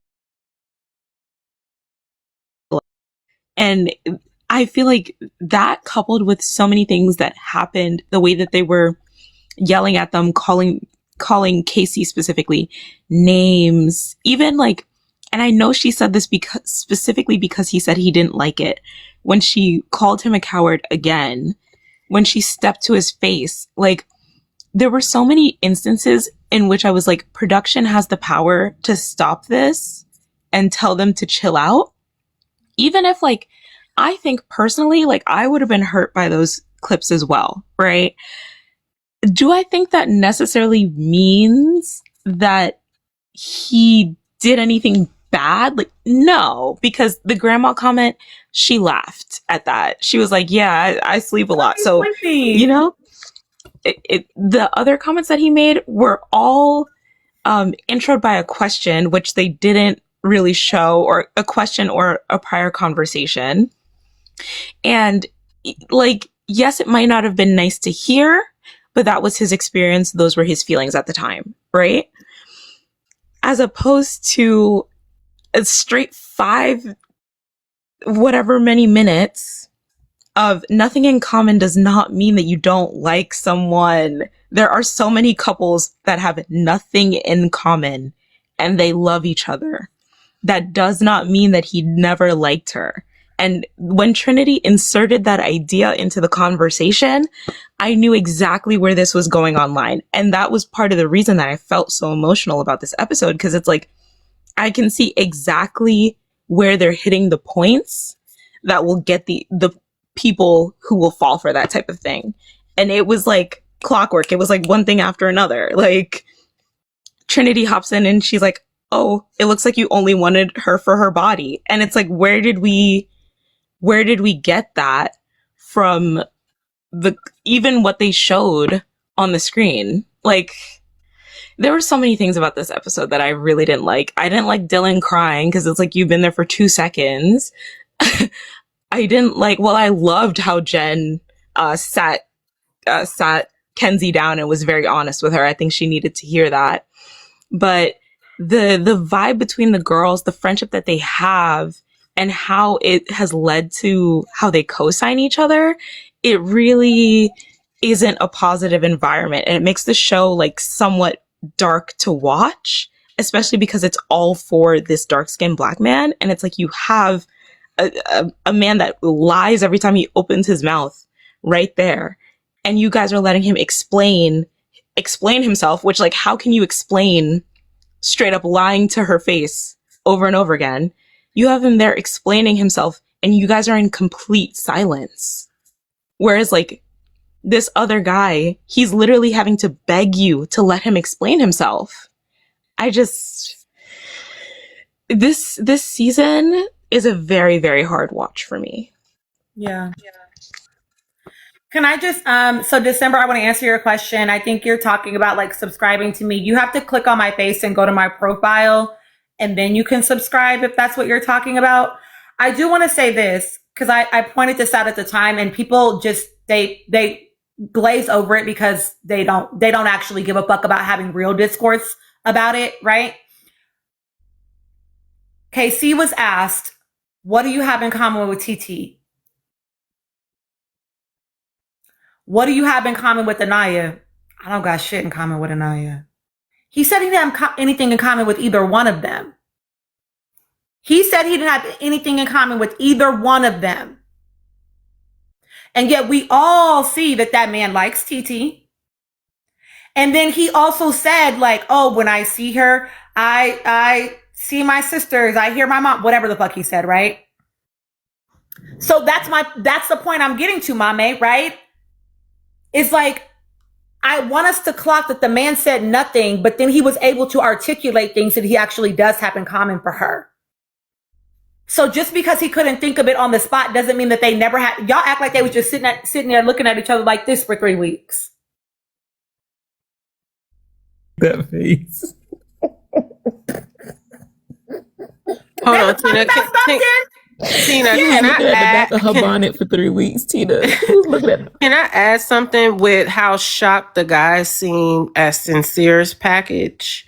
That just let y'all know that them two demons corner Casey a lot and make him question his connection with Anaya. I wish Casey, obviously they can't see what we see, but I wish Casey and Anaya both got a little taste of how manipulative that Zach and what's the other motherfucker, Bryce are being, and they are adding to the wedge that they already, because I do feel like if Casey and Anaya had a more solid foundation, they wouldn't be able to do that as easily.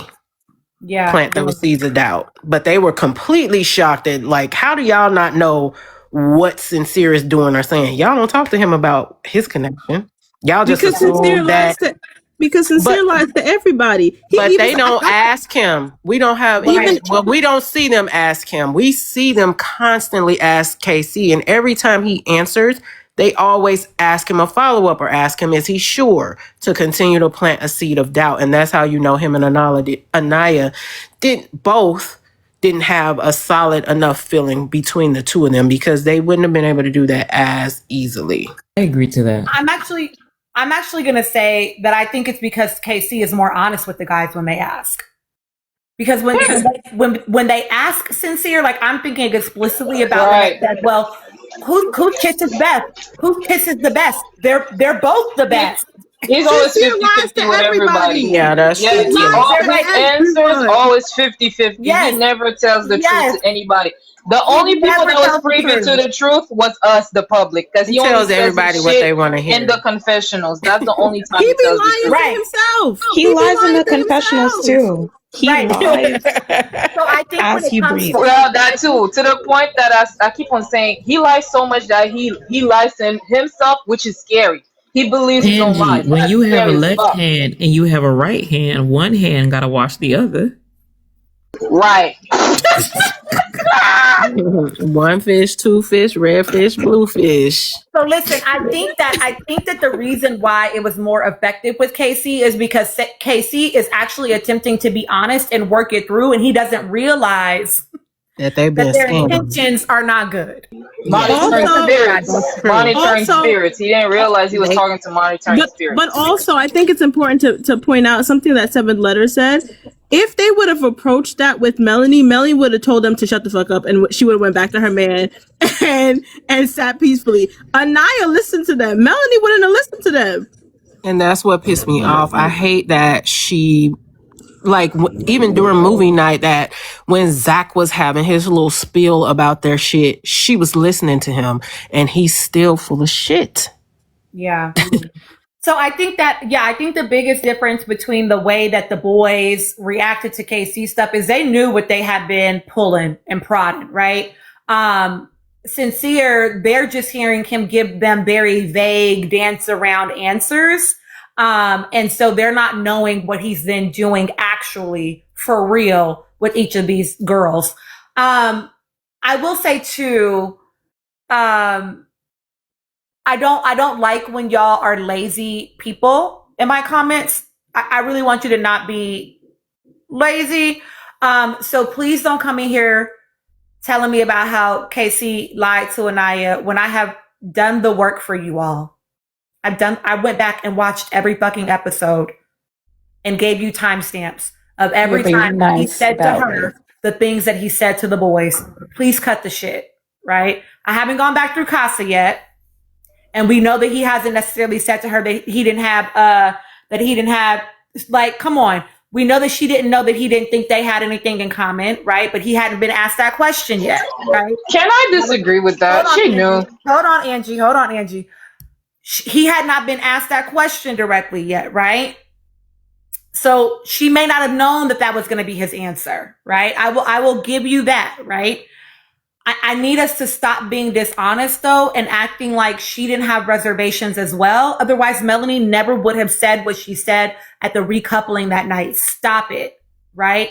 They were both each other's safe options. Stop telling that lie as though it was one-sided. There was nobody in that villa for Anaya.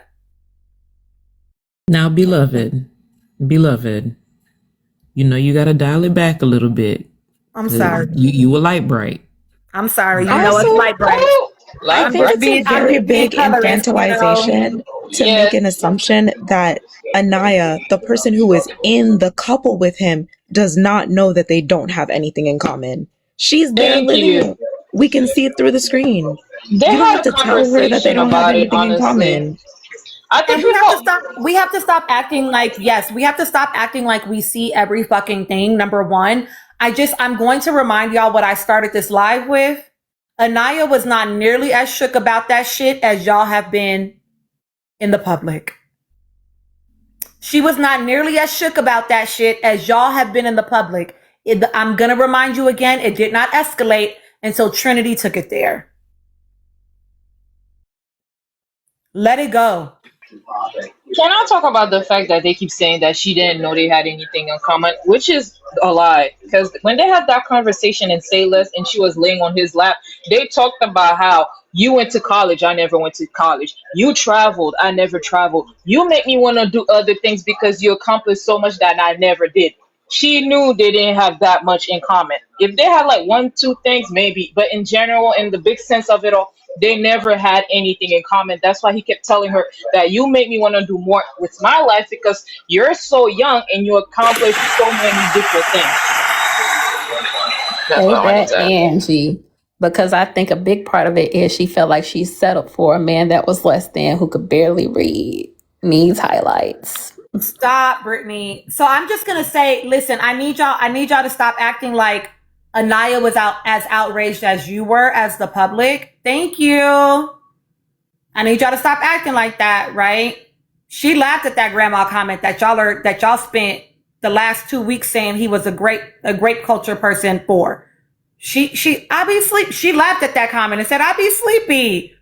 That's what she did tonight. She did that because she was scared that was going to show that she called him Papa. but she didn't come out and say that she called him Pop Pop. That's what Well, it was. I just need y'all to relax. You know what I'm saying? Just relax. She be on that man top too. Like, they need to stop acting like that she doesn't say her fair portion, and because she's a little bit more articulate with it and maybe do a little less cussing or whatever have you, then she don't get hers in too, because she does. Like, her hands are not all the way clean here. And and it's not a right and wrong type of thing. They're two young people. And I finally, at my age, understand why my aunties and my older cousins used to look at us and be like, why you making them dumb decisions? I get you like him, but why not choose him? But we continues to do that, Right. We gonna make the wrong decision because we gotta learn.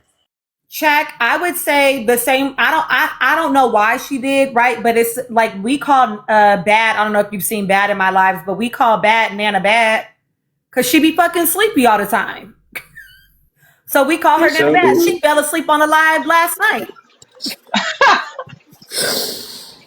But And she popped off for like can 15 we talk minutes. It about was sleep. they keep trying to She make popped off for Anaya a good 15 minutes, and then all of a sudden was sleep. Knock To the be fuck fair, out. Bad is sick, so leave Nana Bad alone. So and like, they keep trying.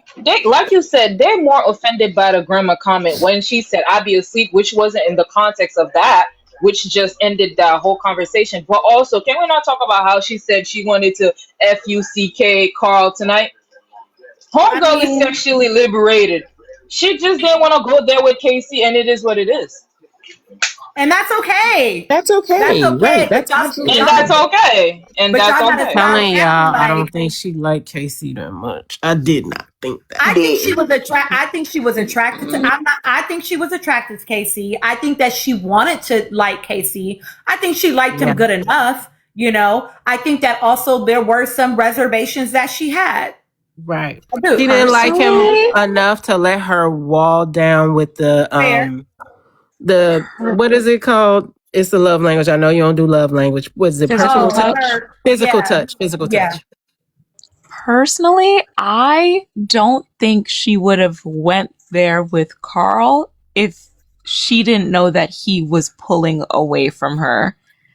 Some people might disagree with me on that, but she said herself that she's a slow burner from the beginning. I don't think she would have hopped on Carl's lap without her DICK in the intro. I was about to say that. She said she was a slow burner. She's a slow burner with Casey. Love Island, I need some DICK. And then tonight She's she a slow said, burner with Casey. Here's the thing about Love Island. If you've watched long enough, in both any UK, America, France, Australia, there are girls who are slow burners, but they also move a little quicker with men that they actually like. I've heard this before of, I'm a slow burner. I'm not really into physical touch. Let a bombshell walk in there that they like. Next thing you know, they're moving quite fast. Sometimes it's just what you say when you know. But does she like Carl? I mean, she had a whole spiel where she said she just wasn't that attracted to Carl. Can I tell y'all what I think it actually is with Carl?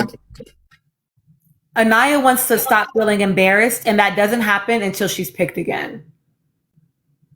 I really think that's. I agree with that, because I think that it's forcing it with Carl just as much as she was forcing it with Casey. I don't even think she feeling Carl like that, but it's like, I'm not gonna be the only bitch in here not with nobody and not having somebody feel me too. Which is totally fair. Like, who doesn't? Again, I've said 1,000 times. Everybody got to be a level of pick me to go onto that island, boys included, right? Everybody got to be picked because that's the only way you stay on that motherfucker, right? So I don't think that's negative, but I noticed as soon as the recoupling happened, she sat down and she said, I don't even care anyway. I miss Carl. And it's like and she's like, I should have picked Carl. And that was about her wanting to have avoided the feeling that she was feeling right then in that moment, which was overwhelming, right? It was so big, which is why she was having, literally, you were watching her body have this very visceral physical reaction because it just felt so big. And part of that was the embarrassment of what had happened to her. If I'm being honest, everybody on this cast is forcing it with their relationship. So I'm not going to knock Anaya for whatever she's doing with Carl. Just to be quite frank, none of these relationships feel natural. They all feel like they're... And you know the only relationship that feels a little bit natural, even though they're two dingbats talking to each other? Oh my God, why did I say that in the group chat Don't today? say it. Don't say it. Don't say it. Corbin and what's her face? I'm sorry. Say what you want about I've been Corbin and saying this. Parmesan. It's two dingbats saying beep, beep, boop, boop to each other, but it makes sense. I sit there, I go, you know what? Yeah. You know what? Yeah. It doesn't feel like it's forcing. Every other couple, Bryce and Trinity. Oh, and somebody said really quickly that I didn't give Bryce his whacking. What happened to my annual whacking? I'm going to give it. That man is a punk. A punk.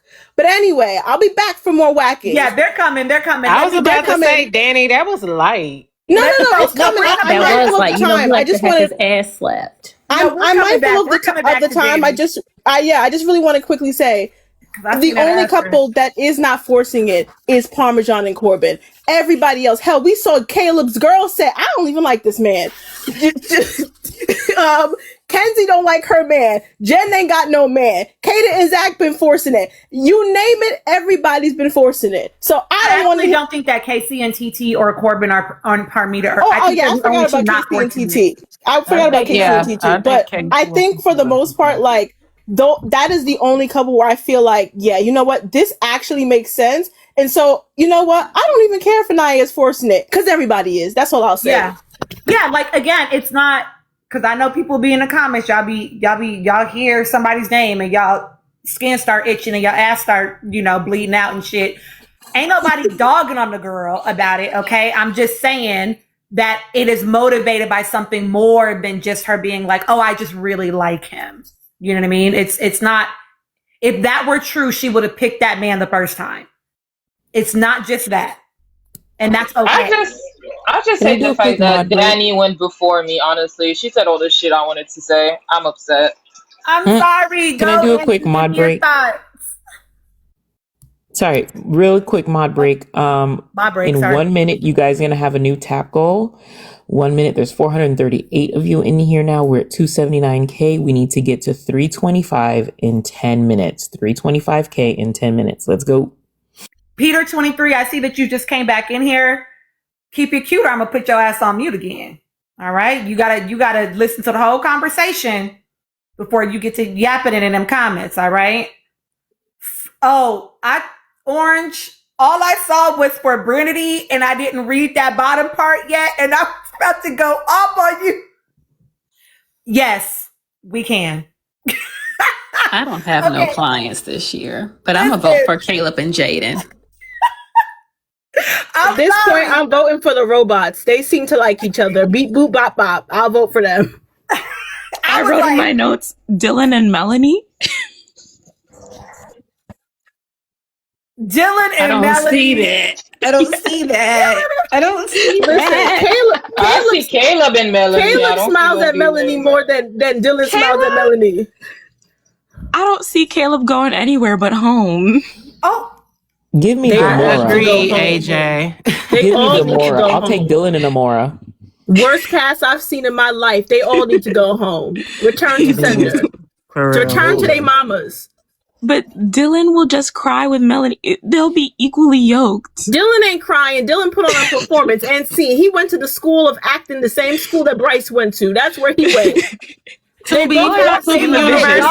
me if I'm wrong. Amora is 21. Is that correct? Oh, I don't know her age. I think 21 or 22.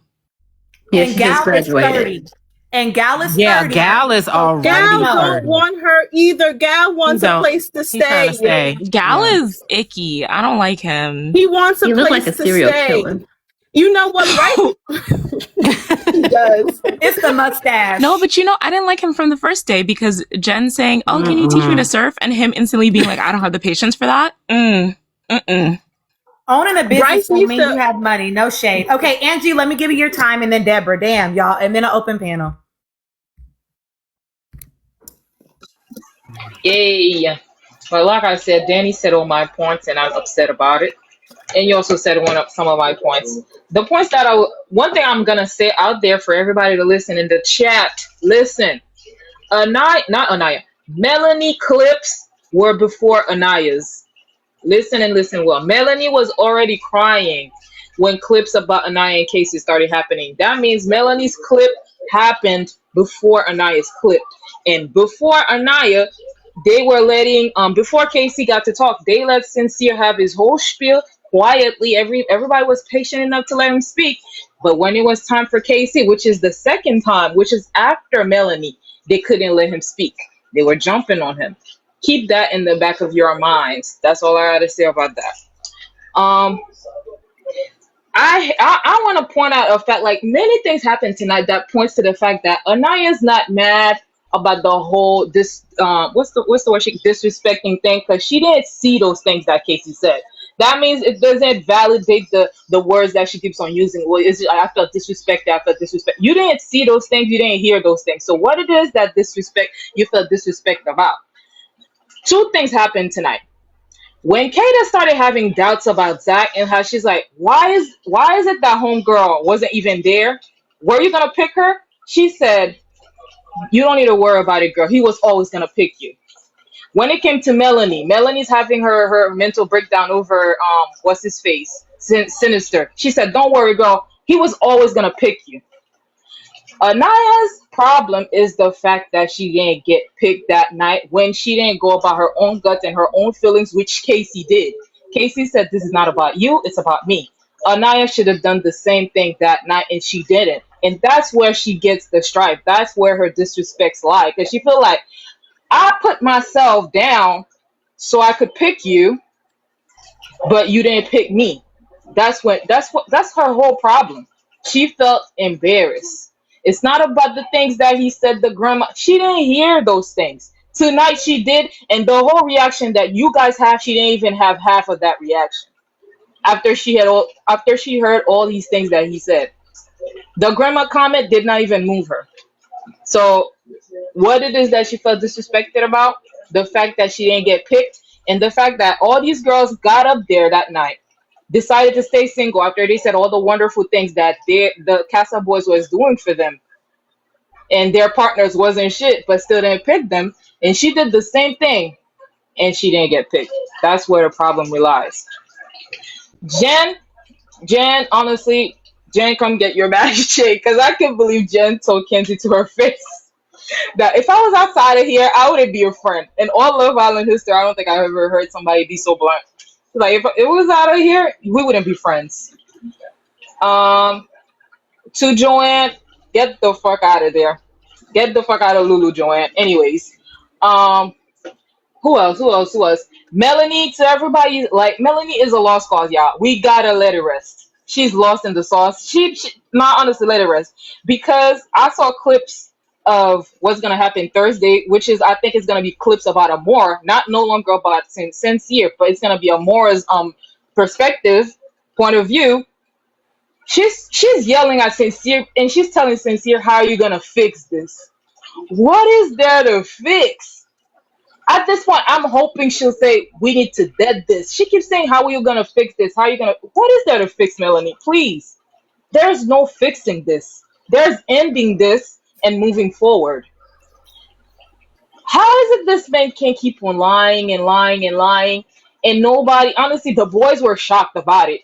Because I don't think the boys even knew the extent of the lies. But he gets the floor to explain himself. He gets the leeway to make all kind of excuses. Nobody shuts him down. Man, I'm so over all of this. Who else? Also, I've never seen Kenzie so mute. Kenzie was mute. I think her clip was even before Melanie's clip, honestly. I think they've changed the order completely. Kenzie was before Melanie. Melanie was before Anaya. That's how the order went. And I think I'll be proven right on Thursday. What else happened? Yeah, and I do agree with Tina. At this point, the only genuine connection in there is Casey and TT and Corbin and Pyramid. Yeah, I barely have any time left, so that's all I had to say. Thank you, boo. Are you talking about 30? Are you talking about them calling him nigger? That was Trinity. Yeah. I, No, I will legit. say I do think, and I've said this on your last panel or Bad's last panel. For Melanie, I have told you movie night wasn't really going to work. I need her mama. That's the person. I've been waiting for Parents' Day for a lot of these couples. Movie night, I think it hit her, and I think she's going to get angry. But I need her mama. I think you putting too much stock in that, Danny. I was I gonna don't. So say wait, hold that. on. You The I was difference. gonna Hold say, what on. if her mama is a bird? I Because I don't Pierre's know. mama is. Her mama raised Here's her. the thing. I don't know how her mama is. I'm only saying like I want to see. I need to see how her mama is. I'm not saying it's going to be a magic working. And for people who are like her mama raised her, there's a bunch of times your mama raised you with common sense and you go out into the world in the age of 22. No, I'm not gonna hold you, Danny. If she is soy dominicana, they offer sincere. That's not even Listen, gonna go. I live in New York. You ain't got to tell me. I live in New York, which is why I said last time a certain demographic. But I'm also aware of like at 22, your mama could raise you with all the sense in the world. Not that Melanie's 22, I forgot her age. But in your early 20s, your mama could raise you with all the sense in the world, and you go out there for a man, act a fool. But I am interested in what her mom says. I'm not saying it's going to make a difference, but I am interested, and not Her just mama for gonna her. say, keep that man. Trust me, I share an island with Again, him. I don't I know. promise you. They gonna say she gonna say, keep that Let, man. let me tell you Then why. you'd be Hold- right. But I'm also interested in like Kata's mom. I'm interested in a lot of their Honestly, mothers when they come up here. I'm not interested in any of the parents going on that Love Island, honestly, because at the end of the day, they want their kids to win, and they cannot go on there and say anything that could like possibly put their couple on a bad light. Because That's last not year, necessarily. hold That's on, not. hold on, last year we saw that what's his name, Chris, mama and sister clearly did not like Honda, Huda was a and they said Huda was a nothing different. about it. Huda was a different circumstance. Let's Girl, not act. no, Hold on. no, they clearly Let's didn't not like him. And as soon as they left the villa, they started bashing her. let's not act like Huda's fans were sending death threats to everybody. Okay? Yes, Say DTs. DTs, my bad. DTs to everyone. I have also been watching Love Island for years. There are some parents who play it cute, and there's some parents who are like, what the heck was that? Even Nick's mama was like, in public like that? Nicholas, in public like that. So I don't know what these mamas gonna look like. I'm interested though. But they never talk about the couple. They could say individual things that the Sometimes people they do. do. It takes Sometimes a they real one to do that. Like A real somebody one. just commented, Iris's mama let it be known she didn't like Yes, him. like I'm sorry. I've been watching Love Island for years. I have seen parents go up there and be like, last year for Love Island last year for Love Island UK, Cash's mama dead told and sister dead told her, we don't like you. We don't like you. Let's be for real. It wasn't Iris's mama who said anything. It was Iris's mama's face that said everything. She ain't No, saying nothing. she said, "What about I'm teacher?" picky. You know, I'm picky. That was a dog She whistle said, to "You know, let her know. yeah," but she didn't She really asked, go what do hard. you She didn't think really say about nothing about Pepe? that. Well, She, like I She said, wasn't gonna I've do that. seen, But Olandria even said her mama told her, like, what the fuck are you doing? This is not my child. Like, what's going on? And that was for when old boy was still there. I've seen right, parents because go up we in Whether know there. they show it or not, they don't show that's the anything. point, though. Seventh letter, right? We know those culturally. You understand what kind of what those moms we typically expect them how to react. I'm just saying, if we're talking about Melanie's mom, culturally, Well, I said I think Melanie and mama might this be is a the bird. supposition though. Culturally, if she leans into that, I already see it's not gonna be a she gonna be like, you got it, man. He's sorry. He's gonna take, you're gonna be the one to change him. That's what that's gonna be. Exactly. Somebody in the comments said it. Season 5, Bergie and it's fuck Bergie. But Bergie's Right. He was on that granddaddy. bullshit. Yeah, Bergie's granddaddy said, I don't think she likes you and I think she's faking it. Seems fake to me. Like, we have seen parents up here, Yeah. so So I'm sorry. This idea that parents just go up there and speak sweet words. Bergie's granddaddy literally said, I don't think that lady likes you. Seems forced. I don't like it. I don't even know that all of these people are going to make it to family day, but I like, as a person that likes to watch behaviors, of course I want to see it because they're a case study, in my opinion, in some ways, right? So that I do think it's interesting to see what will happen with that. 30, we already addressed that. I don't know if you saw my comment, but we already addressed that early on when we first got onto the live. We also addressed it when it happened on recoupling night. We addressed it yesterday. I feel like you should know me well enough to know that we not over here not not whacking and covering all this shit. I'm an equal opportunity accountability baddie. So we did address that already. And then, damn, one of y'all said something in the comments I don't remember that I wanted to respond to, but I don't remember. So, Deborah, please go ahead and give me your thoughts, my love. Hey, so okay, I have notes. Also, I'm a subscriber. I don't know if you know that. Didn't. Thank you. Yeah, it's because these notes are kind of long, so I do need a little minute. But You got it, boo. I'm gonna try to be quick and concise. So I'm gonna just start off with Dylan and Kenzie real quick. Dylan got sympathy punani, and then Kenzie got guilted into closing it off with him. That's what happened. I've never seen a white man use white man tears, but there's a first for everything, I guess. Kenzie seems to have met her match in the what is it called? What does she do to herself? She always wants like the sympathy on herself, but she can never give it to anybody Sympathy else. Olympics? Yeah, in the Sympathy Olympics, like she met her match with that man. I didn't know I could see that on live television. I think production somehow planned that perfectly. I don't know how. I think they like really started not liking Kenzie after the whole Caleb situation. I'm pretty sure she was supposed to pick him, but that's just like my like theory on it. Casey and Anaya, I really think that Casey just had like a bit of an awakening in this episode. He got a chance to like really look and like hear like his comments, like hear his tone and how like he really didn't care, even though like in the moment obviously there was a lot of emotions going on. I think he really believed that the whole time he was building her up in front of her face, and as well as like when she's not around. But I think he like more coddled her a bit, which a lot of people in the villa kind of do, and like he kind of just made it easier for himself in the moment, instead of like more like an instant gratification type of thing, instead of like kind of tackling it head on. And it might have been like harder, but it made room for like resentment. And then he didn't realize he had that much resentment. And Anaya did mention she didn't want him to have resentment for her, but instead of like hearing her out through whatever emotions like sadness or frustration that she was having, he kind of just coddled her, and he told her he was happy in the connection, which he might have been, but like now it just kind of looks like you were waiting around for somebody else, so it's just almost null and void. Anaya doesn't know how to fight for herself. I think she really wants to, but she's not sure how to express herself, because I think she feels like she's supposed to act a certain way instead of just acting the way that she naturally does. And it doesn't help that she's on TV and she has like a decision-making problem and a lack in confidence. Sincere and Melanie, I'm not gonna lie, y'all. I know y'all are saying that like everyone's bias is kind of showing because everyone was mute with Sincere.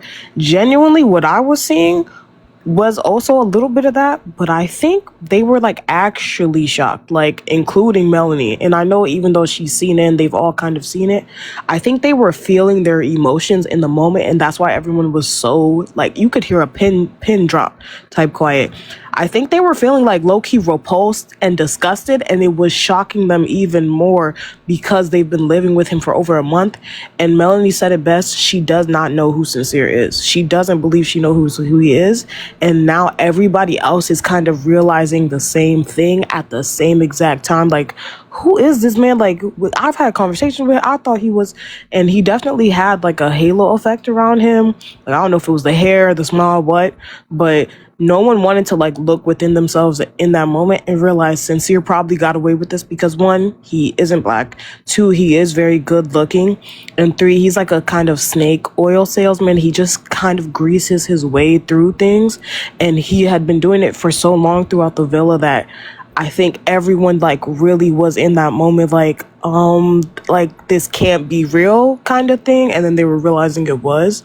And I think Melanie being so quiet and she was very like despondent, that made the silence of it much louder, because we know Melanie can react when it comes to situations like this, and she's reacted for way less.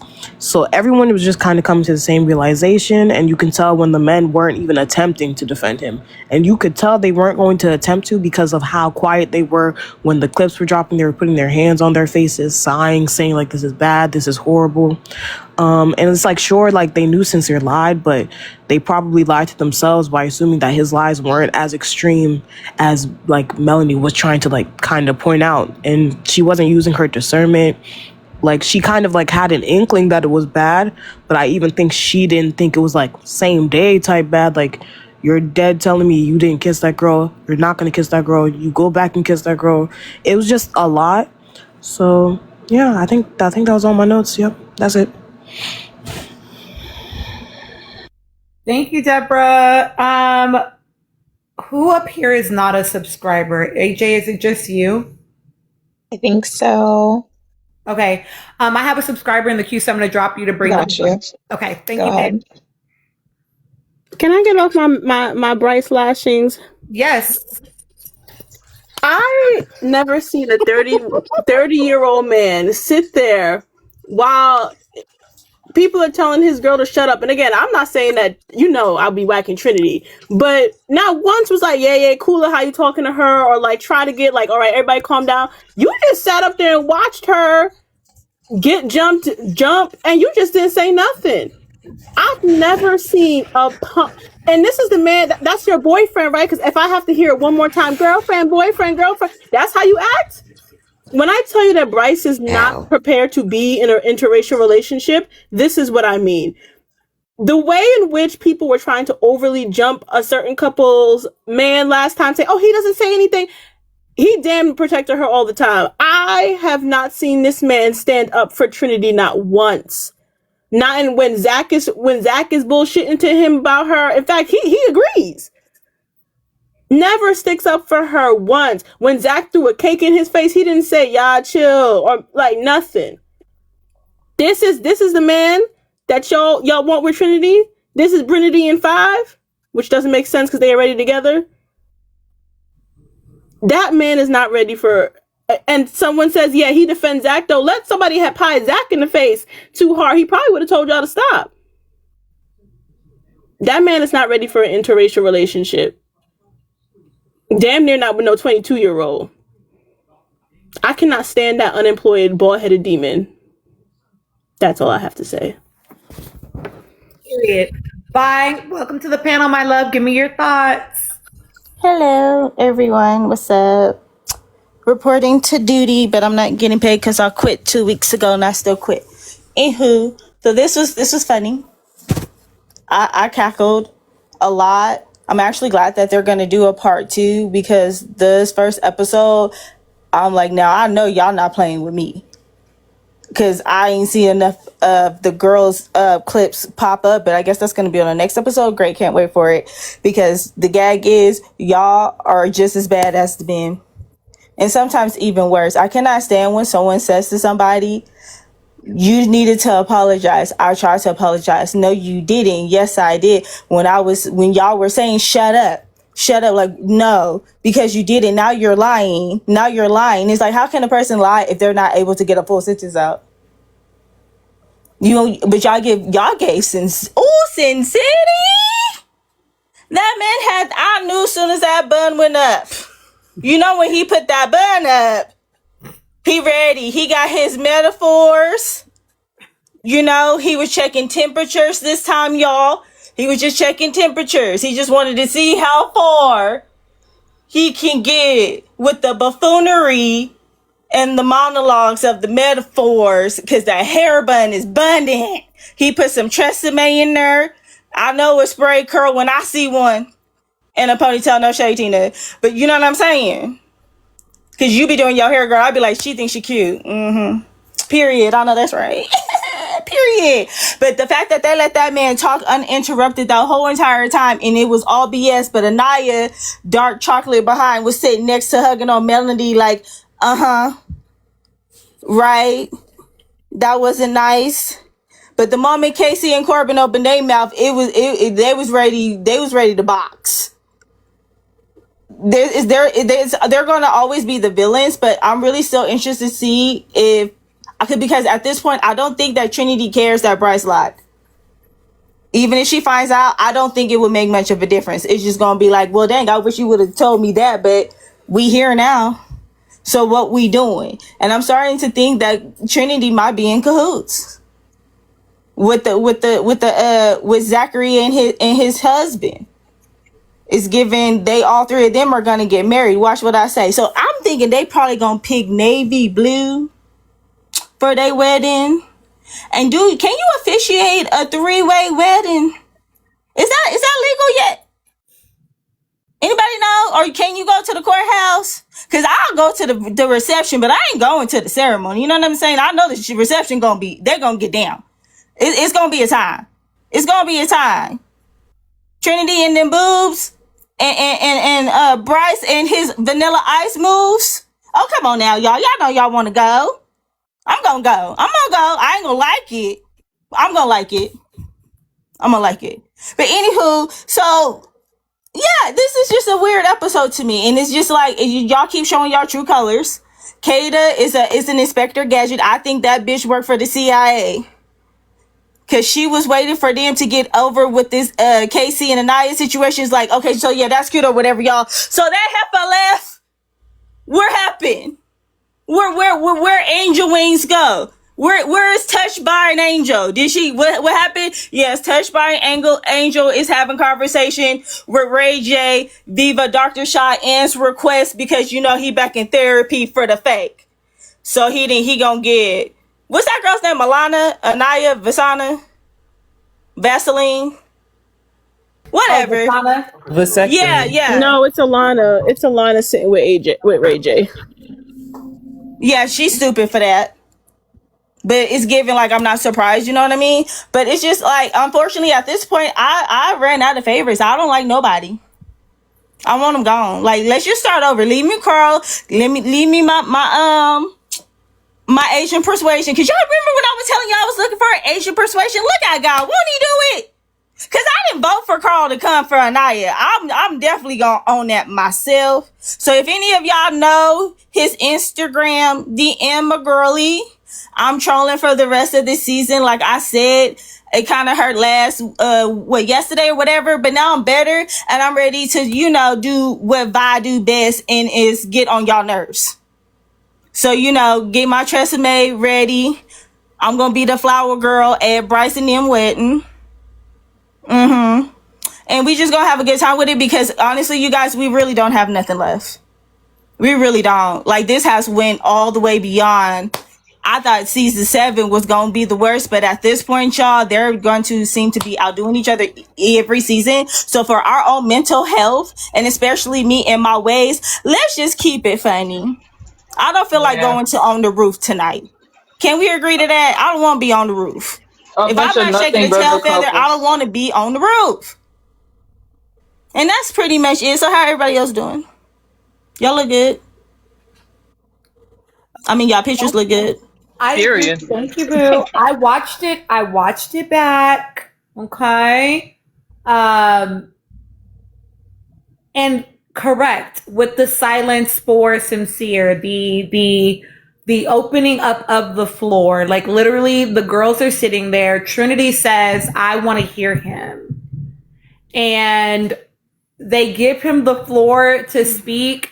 And Anaya is shaking her head in agreement with what he's saying. I understand you as he's explaining himself. And I truly, again, I know that people are like, oh, well, it's hard for them to like whack him because Melanie's going to stay with that man no matter what. I don't think it's about that. I think it's about the fact that he came back from Casa and still chose her. I feel like the ultimate goal for every girl on this island is to be picked by their OG couple.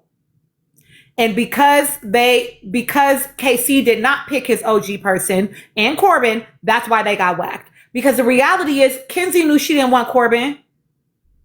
Kenzie was never fucking confused for real. You know what I'm saying? She was never confused. She didn't really want that man. It was the fact that he had the audacity to not choose her. That's what frustrated her. That's what aggravated her, right? Because she been moving around. And she was going to keep moving around. She would have kept moving around if that man hadn't cried and manipulated her into closing off after 3 fucking days. So I don't think it's about Melanie at all. I think it is they are giving cover to Zach, because they did it for Zach and Sincere. Because when Zach was explaining himself, Anaya turns to Kata and goes, he was always going to pick you and he was always going to come back to you anyway.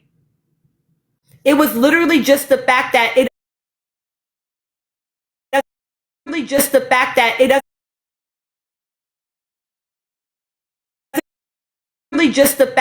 doesn't, even though they should have been. Because why is Zach lying to you? If he was always going to choose you, Why did he need to lie?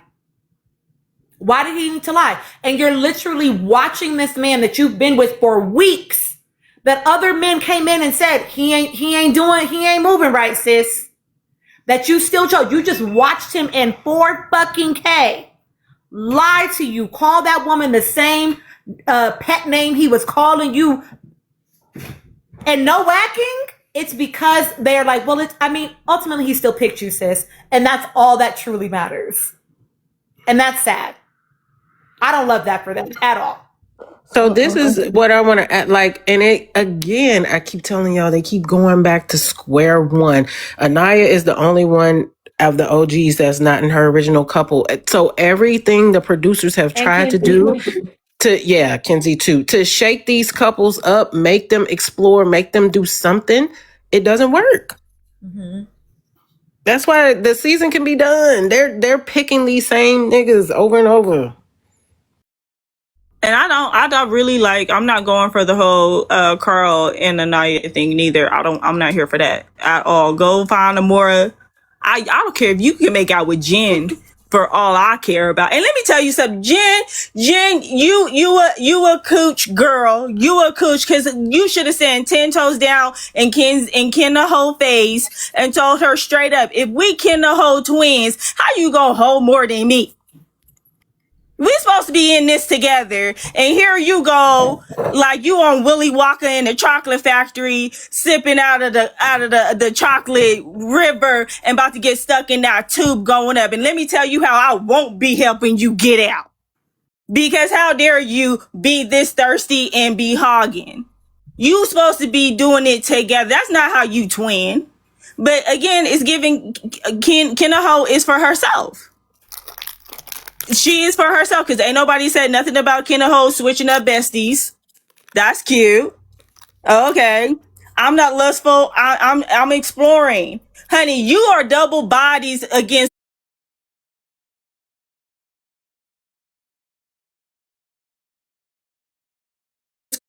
that them boys been exploring, and guess what? Kenaho still got one more up on that ass. And did French fry twice. I'm telling you, at this point, this girl making curly fries from Jack in the Box. Let's keep it a buck, y'all. Like, what? Well, and Kenzie also said almost exactly the same thing about Gabe with the kissing, right? Like Gigi is like, and we noticed Gigi noticed this very early on in the season when Gabe did not have a reaction about Anthony's kissing, but he felt a way about Anthony's having such nice things to say about Caleb. Like that meant more to him than kissing. And Gabe was like, I just kissed to fill out the chemistry. And then tonight she's like, kissing is like a handshake. I'm just filling out the chemistry. But is that not exactly what y'all sent Gabe home for? Clock it. You said that you're not lustful, baby. You are Gabe. But worse, because you're not even self-aware about it. That's weird. Star's Journey, give me your thoughts, my love. Okay, so many of you already said a lot of what I was thinking. But just to add a few, I still don't think that even if Zach or somebody else came with a different girl, that they would get as much vitriol as Casey is getting. Even when Kata, she was stewing at the fact that he didn't tell her about the girl being booted off. And what did they do? They made her calm down and suppress her emotions versus going off on him. And like you guys were saying, oh, he wouldn't choose you anyway. But clearly she wanted to go move forward and have that discussion. She was pissed, but y'all had her kind of piped down. But then the other thing is something that wasn't brought up. I feel like when it comes to Trinity and KC, she is, I feel like, focused on, you told America that we are whatever space, so I'm gonna keep throwing this and saying this about you, because all the jabs she's throwing are personal. It doesn't seem like, it's combined with I guess, trying to stand up for Anaya, but it's all in, you didn't like her anyway. So if America thinks you're at the top, you didn't do this and you didn't do that. And look at you and da da da da da. Oh, you think you're going to tell America this? You know, so that's what I feel like. She keeps jabbing at him and stuff like that. Another comment was made as far as him not being a man or as assertive enough. All the other, well, maybe not all, outside of Corbin, but Zach and y'all, I keep wanting to call him Sinister, but Sincere, thank you. Zach and Sincere, even when they were going off on Casey,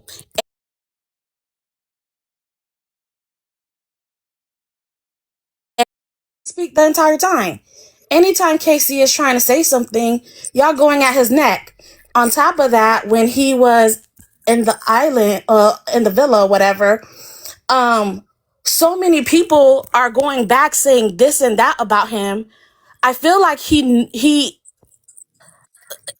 was pretty much, he didn't have a chance, because if he was assertive, they would go at his neck. If he's not assertive, he's not a man, because even if he had piped up and tried to stay firm, oh, why he's talking to her like that? Oh, why he's doing that? It was a lose-lose situation from him from the moment he said that blueprint stuff. It was downhill. It ain't matter what he said, what he did, how he stayed with her. Oh, you just stay with her because of this. How he explored.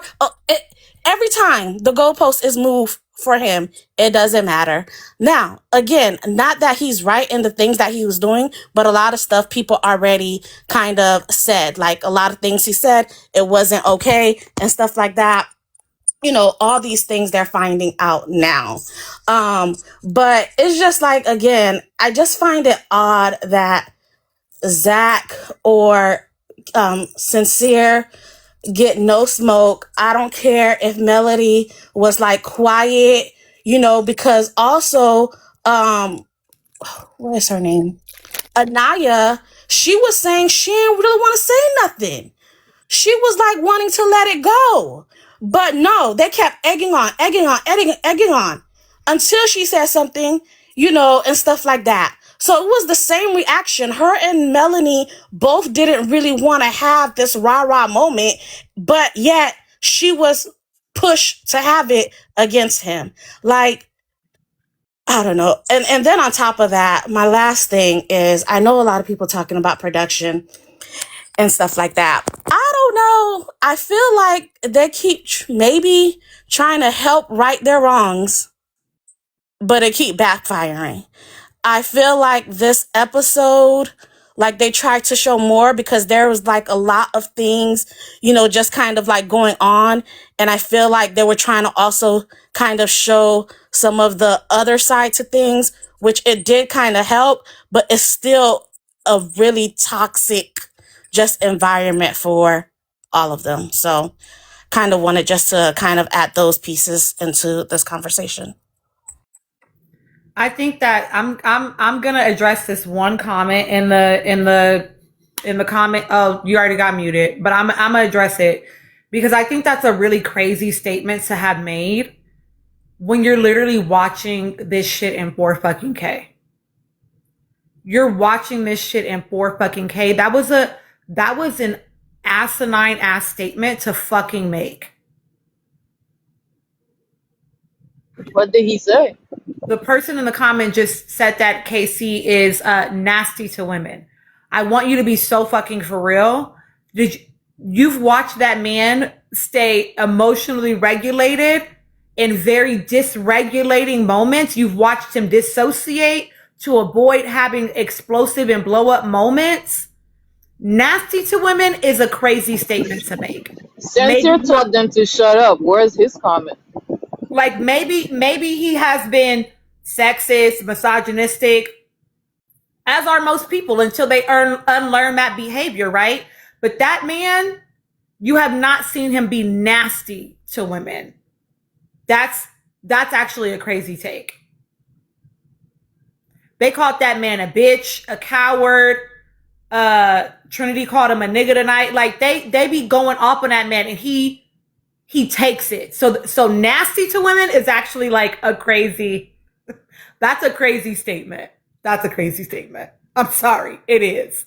Oh yeah, pussy. Yeah. So it's like I don't know that he follows Kevin Samuels. He did repost a Kevin Samuels post. I got it sent to me.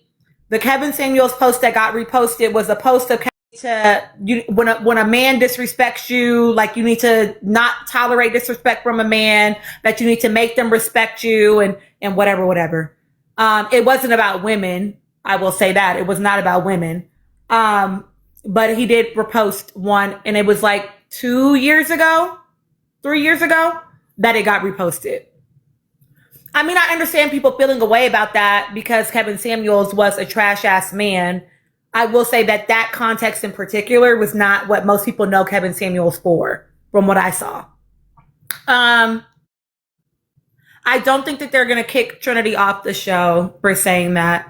She's a black person. I don't have an issue with black. They make you do push-ups when you say the N-word. Serena and Cordell said that they used to say that all the time, and all production did was make them say push-ups. Like, it doesn't. She's not getting kicked off the show for that. Push-ups, yeah. Yeah, so I don't know why they would. So sounds like no. Kay, welcome up, my love. Please give me your thoughts. Hey, y'all, good evening. Lord. First of all, the fact that Dylan was able to use tears and a form of persuasion to get that woman to do what he wanted. I'm not mad at him because Kenzie has been acting a fool in that the entire time, and I feel like it's her karma. So she can have him. Just the dynamics of the women on this island this season, I think I always have to remind myself that they're in their early 20s. Because sometimes I'm watching it and I'm like, why would you do that though? But because they're in their early 20s, it's like they decided that love has to be a rom-com. And it's not just Anaya, it's every last one of them. They all think love has to be a rom-com. They just think it's to varying degrees. Anaya's is the worst because she's been daddy's little princess her whole life. And as someone that was that, I get that. So she needs to unlearn it the most, but every last one of them thinks that their romance has to be a rom-com. If the person that they meet and they decide is the love of their life does not choose them in every single moment, then it's not real. So that means even if I don't like you anymore, you still have to like me. Even if we're going through a bad patch and clearly this is not working, no, we're gonna make it work. They're willing to sit in the discomfort.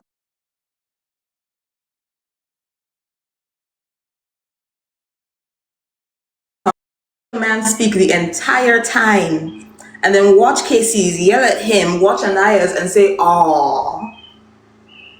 It was cute on both sides in some moments. It was weird on both sides in both moments. That's allowed to be true. But deciding that, and it's funny because now it's being mirrored in the audience because you see people say, "Oh, well, she wasn't disrespectful about it." Men and women are different. We know this. How we process has always been different.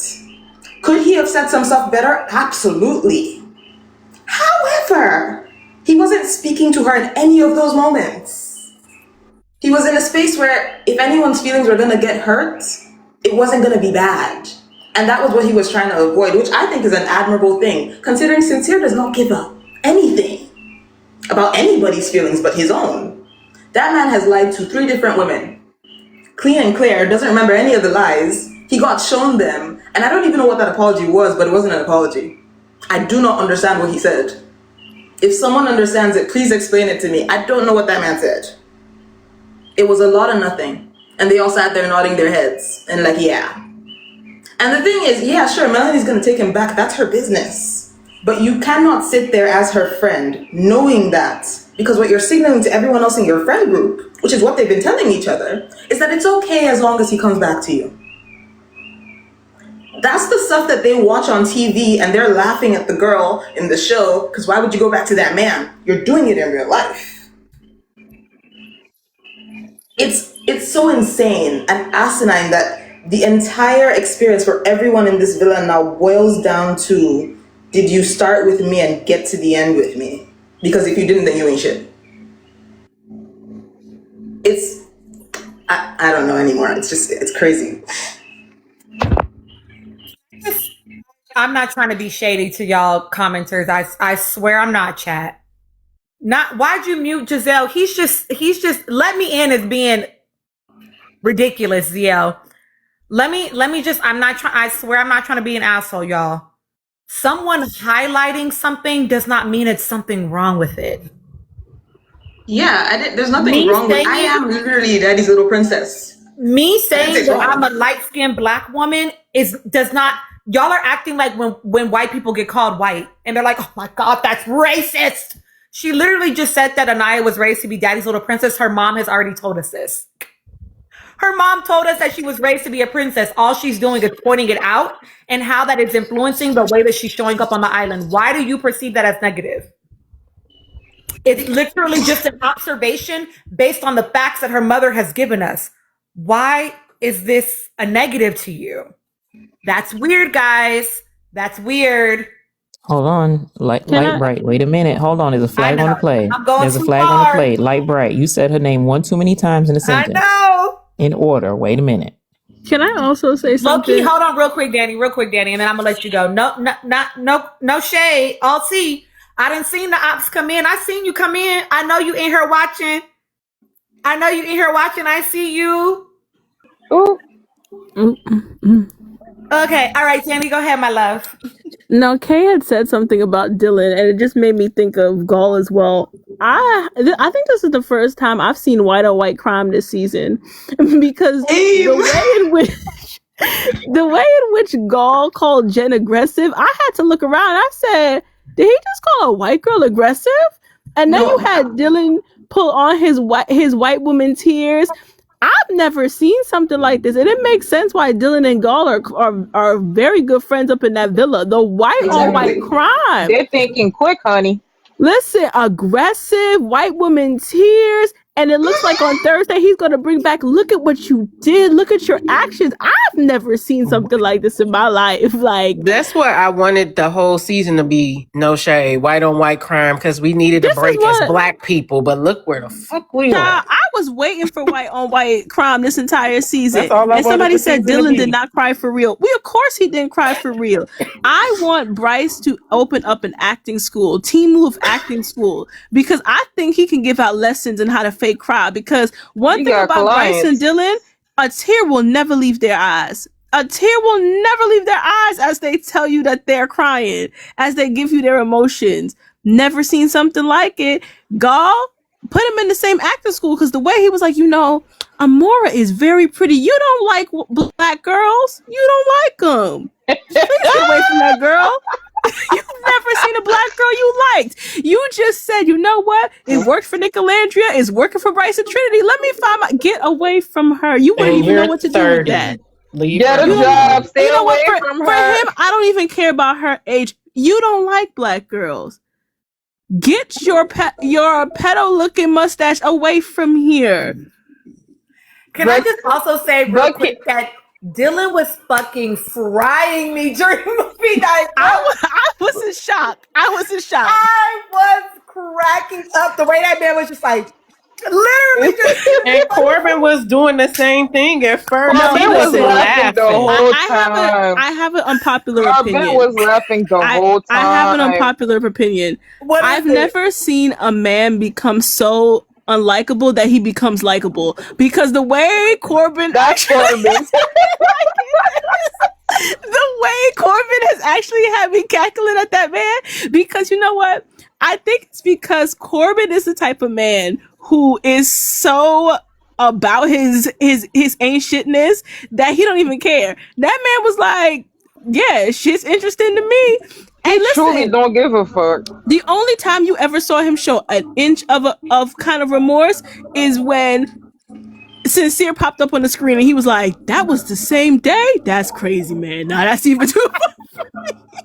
Listen, I don't think people understand the level of shock that the guys were in. The guys did not know. They knew Sincere was like, a little bit of a sleaze. But when they was clocking that, they was like, wait, is that the same day? Is he wearing the same clothes? Casey was like, nah, that's foul. Corbin. I think they knew that man was a mess. It is just different to see it in 4K. But Corbin, I will say this. Corbin has always been an F-boy.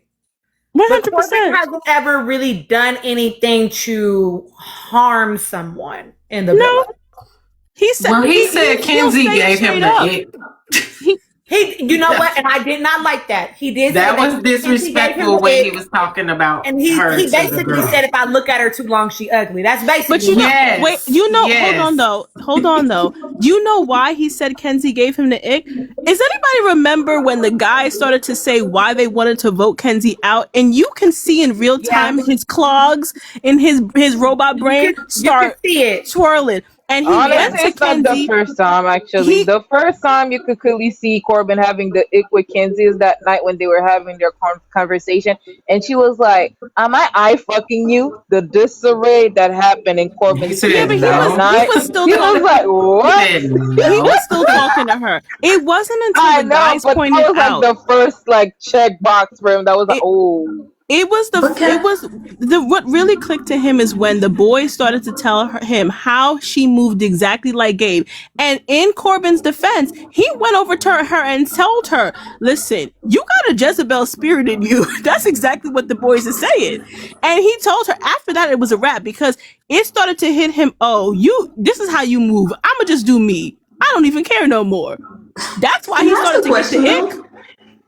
Yeah, just real quick, Kay, because I need to let Maya go. Yeah, no problem. I get, Corbin is Corbin, and I feel like he's better now because he's away from Kenzie, so we can see his personality. But I almost feel like, does he have a point really though? Because when he first got there, he was asking everyone that he liked for a kiss all the time. So it's like, well, oh no, we didn't say I just said he's become funny, and he's funny now because he's not near Kenzie, so I can actually laugh at him. Yes. He's funny, but I still don't consider him likable. I still think that Corbin is a colorist. I still think that Corbin is a misogynist. I still think he's garbage. There are things that are not likable about him. He's just funny. He's just funny. I said that in your life, Tina. You remember? Yeah. Oh, Tina, you better say that. I said that first because I remember I got on this live and I said, y'all, I want Corbin to stay because he's funny as fuck, and everybody jumped me. I didn't say he was likable. No. Yeah, I said he's funny as hell, and I don't want him to leave. Because that man don't give a fuck. He needed to get the fuck early days. Too late. Yeah, he's here to stay. Y'all apologize to Angie. Maya, I have to let you give your thoughts, my love. Welcome up. Hi, everyone. I'll just say it's been a very long night, guys. I had started off the night on another panel, and I don't know. I thought what I was saying was made perfect sense. I don't know. Maybe it's the Libra in me, but I do like to point out wrong and rights on both sides, no matter who it is. And I feel like, I don't know, there's just some people who want to be so woke that they become too closed-minded. You're in the right life, sweetheart. Because it's okay, so for example, somebody pointed out is it a little colorist that everybody's jumping on KC for things that he has done, but nobody's giving that same energy to Sincere? And everyone's like, no, that doesn't make any sense. Yet if I will say that I think that some of KC's feelings are valid and that Anaya needs to take accountability for some things, then I'm automatically a misogynist. I'm like, that does not make sense. We can't understand some things and then not understand others. And then I'm like, I really just left the conversation when that person said two truths can't be true at once. And I'm like, okay, if you say so. That doesn't make sense. But I will say for the most part, I've never been somebody who's I'm going to side with you completely. I'm not going around on the internet saying that I completely understand where KC is coming from or that I excuse his behavior, because I do not. I don't think that the things that he said were valid. in Casa, and I do think that they were coming from like a rude place. I also want to say, like, when you get with your friends and you're frustrated and you're talking about somebody, you're gonna say things to them that you won't say to your to that person's face. Not saying that that's okay, but I do think that that's a scenario that's It's normal. what he was doing. You know what I'm saying? Yeah. So I'm like, that's where I'm like, okay, I get where he's coming from, but yeah, seeing those things being said about you behind your back, about to like, especially from somebody that you think, I don't know, maybe you have a different impression of them. I can understand like where that's hurting from, but as much as I hate to agree with Zach, but he pointed out what I've been pointing out from the beginning, which was that nobody knew about the things that Casey was saying in Casa until tonight. So that's what I was trying to explain to everyone, that I wasn't saying that I don't agree that he was being disrespectful. I do think he was being disrespectful with the way that he spoke of Anaya and Casa. I'm just saying that I feel like the reaction that he was given at the fire pit when they first came back from Casa Amor, it wasn't because of those disrespectful things. It was because of the mere fact that he brought back someone else. And then people will say, well, that's disrespectful. And what about his behavior during the heart rate challenge because they got live feed? Then I'll point that back to that before Casa Amor, Casey and I were not in a good place. I don't care how much y'all say they were not, okay? Like, I feel like they were one of my Well, favorite she couples at said the that they beginning. weren't. She said they Yeah, weren't. Yeah.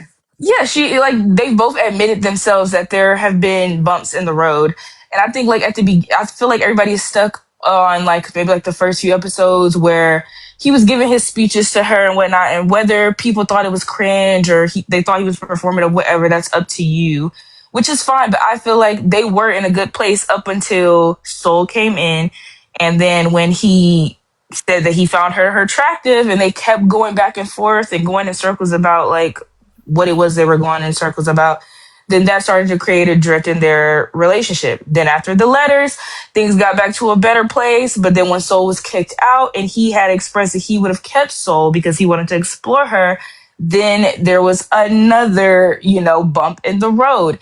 And Anaya shut down emotionally and she just wanted to leave the conversation. And she says, you know what? I don't care anymore. Do what you want. I don't know if he said it to her face or if he just said it in the confessional, but he did say, like, those are dangerous words. You know what I'm saying? Like, don't say, do what you want. Don't tell me you don't care. Because when I do, I don't want you to be coming back to me like, oh, how could you do this to me? And so I feel like he took that very seriously. And when they got into Casa Amor, he did explore to his full extent. And I think he did also say that I could be wrong, but I thought he did say that I am going to explore and I want you to do that as well. So yeah, I get that everybody's saying like, oh, the exploring isn't the disrespectful part. Okay, so I'm glad we agree on that. So then what was the disrespect at the bonfire when they first came back from Casa Amor? Because Correct. like I said, nothing that he said in Casa Amor was showed until tonight. So, and then it was like initially they're trying to say like also when he first came back and he was hand in hand with TT and how he was expressing like, oh, nobody picked me at the door the first day and all that other stuff. They were saying like, oh, his tone of voice was very disrespectful. But I'm like, literally, the first time they came around the corner, somebody called him trifling. They were like, boo. No, well, no, they booed Corbin. But like, no, I think Trinity called him trifling as soon as he came around the corner with TT. Kata was saying some things. Anaya was very disappointed. Like, people were already like negative about them before he even opened his mouth. So I'm just like, that's all I'm saying is like, can we please just acknowledge that things aren't just like black and white, that people are doing certain things that like, it doesn't look right. And I hate to be the person to always be like, oh, what if the roles were reversed? But like, it literally is that. Like, I feel like because as a society, we know like how the hierarchy in our society, and we understand that like the society standards, black women are put at the very bottom. I get that. I am a black woman. I live that every day of my life, but I also hate when people try to discredit me as a black woman because I don't necessarily agree with every black woman's actions. Or maybe I might agree with a black man's actions or a white man's actions in that moment. And that's like so annoying because it's like you can't have different opinions and still be like true to who you are and stand in like your truth, because it's just like people automatically see you as a villain or like, oh, how could you? Now you're misogynistic. And I'm like, huh? Misogynistic because I just don't understand it. It's getting really frustrating, but like, let me say this. I'm gonna say a couple of things and then we're gonna wrap shortly, y'all. Number one, Ash, I see your comments, my love. You're falsifying the experience. You're falsifying what happened you're falsifying what happened during Casa. Let's go back and watch the show. You guys have the show to go back and watch. Can I add that you don't even have to watch the full show? You can just watch the conversation between Anaya and KC where she tells him why she was upset. She literally names it. And it has nothing to do with it doesn't have to do with the live stream. I picked you. You didn't pick me. That's what she said. That's what Anaya said. You're adding moments. We're not leaving out. She literally says it. Like, you people keep putting things in her mouth, and that's the problem. That's why she keeps getting disrespected on the internet. That's why she keeps getting these vile narratives on the internet, because y'all keep putting stuff in her mouth. Let me finish my thought. Number one, we did see the full, y'all. They said that it is Ariana said it is live and unedited. It is live and unedited. And then them girls went to bed and they woke up the next day and Trinity said, you need to explore. And she said, don't be worried about his feelings. And Anaya said, she said, fuck his feelings. I'm doing me. This is what happened. I've already gone back and watched it because I'm working on the timeline. Because we're going to talk about what it was actually said during Casa. She said, fuck his feelings. I'm doing me. As she fucking should. She's supposed to explore. It's Casa. Then you just watched her tonight tell that man, Carl, I know that he's exploring. When she got the postcard, she said, she cried. And then she said, I feel like a hypocrite because he's exploring the same way that I'm exploring. Y'all want to believe that she was mad about things because you're mad about them. That is not what Anaya displays to you. You want to believe that the reason why she was upset that man, when that man came back at the recoupling is because of what she saw on the live stream. But she went all the rest of her day saying, I know that we're exploring. I know that that's what it's about. So stop putting a narrative on her that you've made up in your mind. She did not say that to you. And she didn't demonstrate that to you. That's not what the woman said. And that's not what she demonstrated. She was upset, period, full stop, because he chose someone else. That's it. And it's not, and she can be upset about that. It's not inherently disrespectful, but it can hurt her feelings. Absolutely. She put herself out there. No, he did not. She put herself out there. Tell me what he did that when he came in was rude. Oh, damn, you got muted. Can I just point out that the girls said it themselves, right? There was a point where Zach or Sincere had said, like, or it was TT, one of them had said, like, if you had came back with Carl and KC had came back by himself, like, you wouldn't have said anything. Like, it's the exact same thing. And the girls literally said, yeah, we'll do it again. The girls literally said it was TT. Yeah, it was Trinity and Katie that said we'll do it again. Yeah, they were like, we'll do it again. Because they was just upset that he chose somebody else. That's all it was. That's what they said. Let's be very clear. Let's be very clear that in that moment, Trinity and Kata admitted that they were the ones that escalated that moment. It wasn't even Anaya initially. It was them.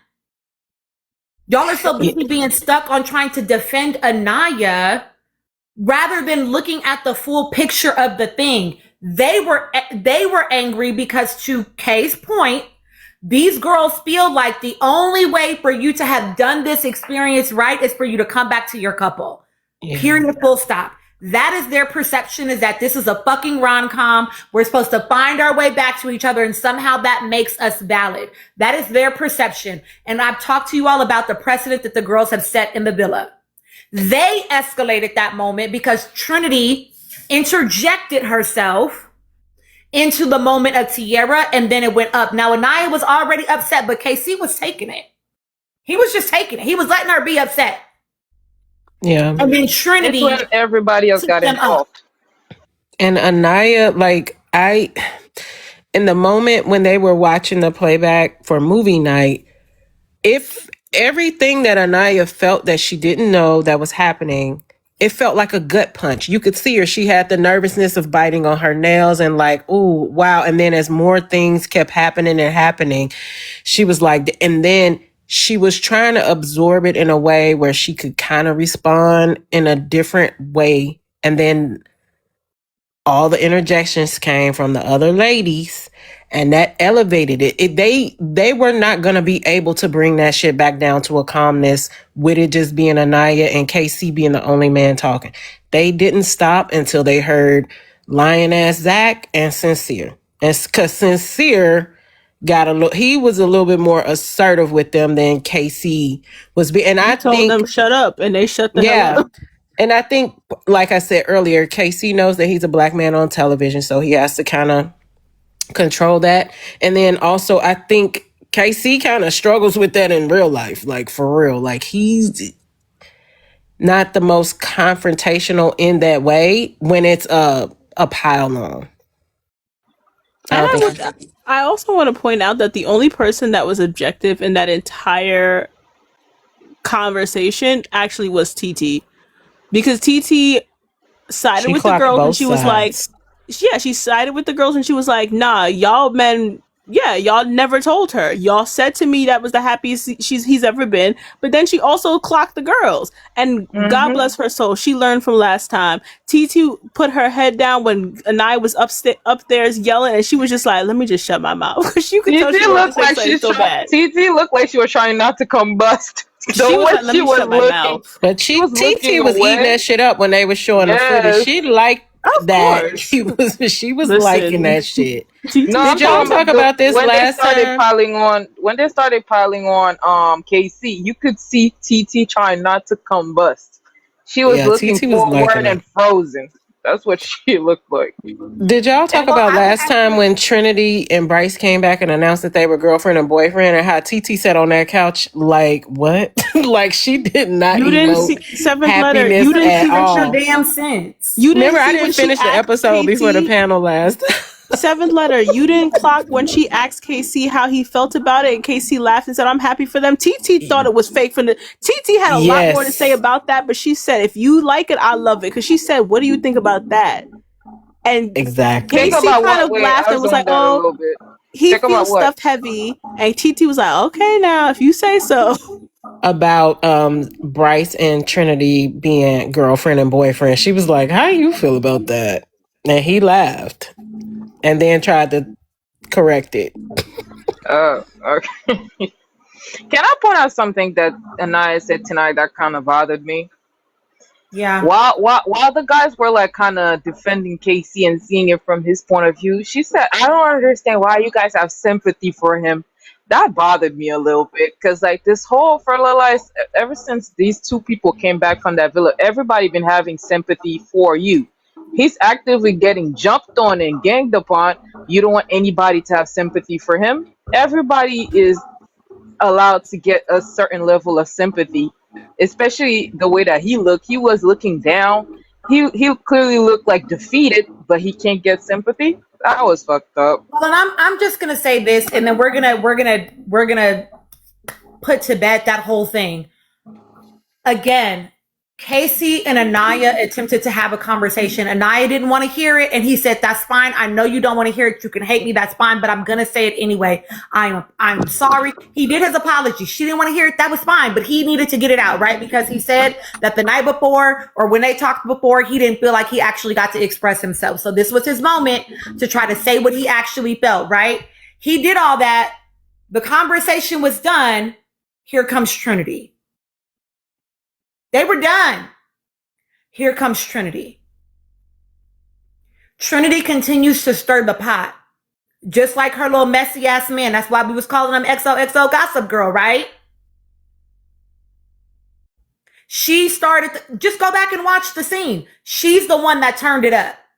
She's the one that turned it up. They were done. Anaya didn't want to hear it. He said, I understand, but I'm still going to say it. He said what he had to say. They were done. And Trinity said, here's my question for you. Why do you have a question? Are you in this couple? Why do you have a question?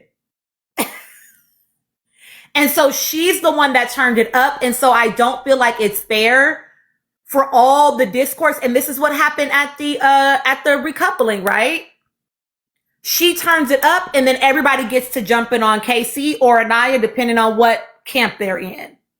And then nobody has anything. This is exactly what fucking happened before. This is exactly what the fuck happened before when everybody was saying KC is lying, Anaya's insecure. And I said, actually, Bryce and Zach, if you rewatch the show, Bryce and Zach are stirring the fucking pot. That's exactly what has happened the last 2 times that KC and Anaya have gotten into it, is Trinity has stirred the fucking pot. Clock in. Clock in. Every time they, Tina, another thing. Every time KC and Anaya reach a level of resolution, it's not completely resolved, but a level of calmness. Here comes one of the 3. Trinity, Correct. Bryce, and Zach. Correct. They were fine after their letter. Here comes Trinity. Correct. They were fine Here comes after the pie challenge. Here comes Zach. They were fine after the big bed, the DD bed incident. Here comes Bryce. It's always one of the 3. Correct. Correct. Dark skin lover girl, I'm gonna give you your time. Give me your thoughts, my love. And this is why I fuck with TT, because she definitely held Zach and Bryce's feet to the fire, because when Anaya, and I may be paraphrasing, I don't remember exactly, said something in the sense of, she was like, well, all of you guys have came up to me and told me that KC is the, and to help, because they were trying to backpedal. She even said, I think she did say like, no, you guys are backpedaling now or something like that. She did say something like that. Yes, she did. So I was disappointed in Trinity, and you guys know I love Trinity down. But I was also disappointed in Anaya, in a sense of like, Anaya, when are you going to be an adult in a situation? And you could have told everyone, okay, Trinity, I get it, but I don't need you to speak for me. I got this, I think that like Trinity has more smoke for KC than anybody. When the situation was happening with Sincere, everyone was quiet, and I didn't think that they would be, and maybe it was edited out. I'm hoping it was, because even when I think when TT said like, well, just if he didn't walk in here with anyone, you wouldn't have had the same narrative or something like that. And I think Kata said, we would have still jumped on him or something in that sense. I don't know. She said I would do it again. She said I would do it again. Yeah. And I just feel like Anaya, like you're a big girl as an age, not in size, but you're a big girl. Like you need to control the room. And what really also disappointed me is when Sincere said, Anaya, I fuck with you. And he said, he was like, I'm speaking to Anaya, even though he had to kind of get across, like, I'm not talking to y'all, I'm speaking to Anaya. Anaya said, okay. And she was willing to hear Sincere. She was, she actually kind of silenced them. Whenever you look at it back again, I know you're going to do I don't know if you're going to do it with movie night, with the timeline, but, she did actually speak to the girls to tell them like, hold on, let him speak. Once again, it just kind of feels like you have more respect for Sincere. And then you even said like, I don't know why you're talking Sincere, like what you did. But it seems like when it comes down to conversation, she has more respect for Sincere than she does with KC. I don't know. I just felt like the whole thing was just dumb.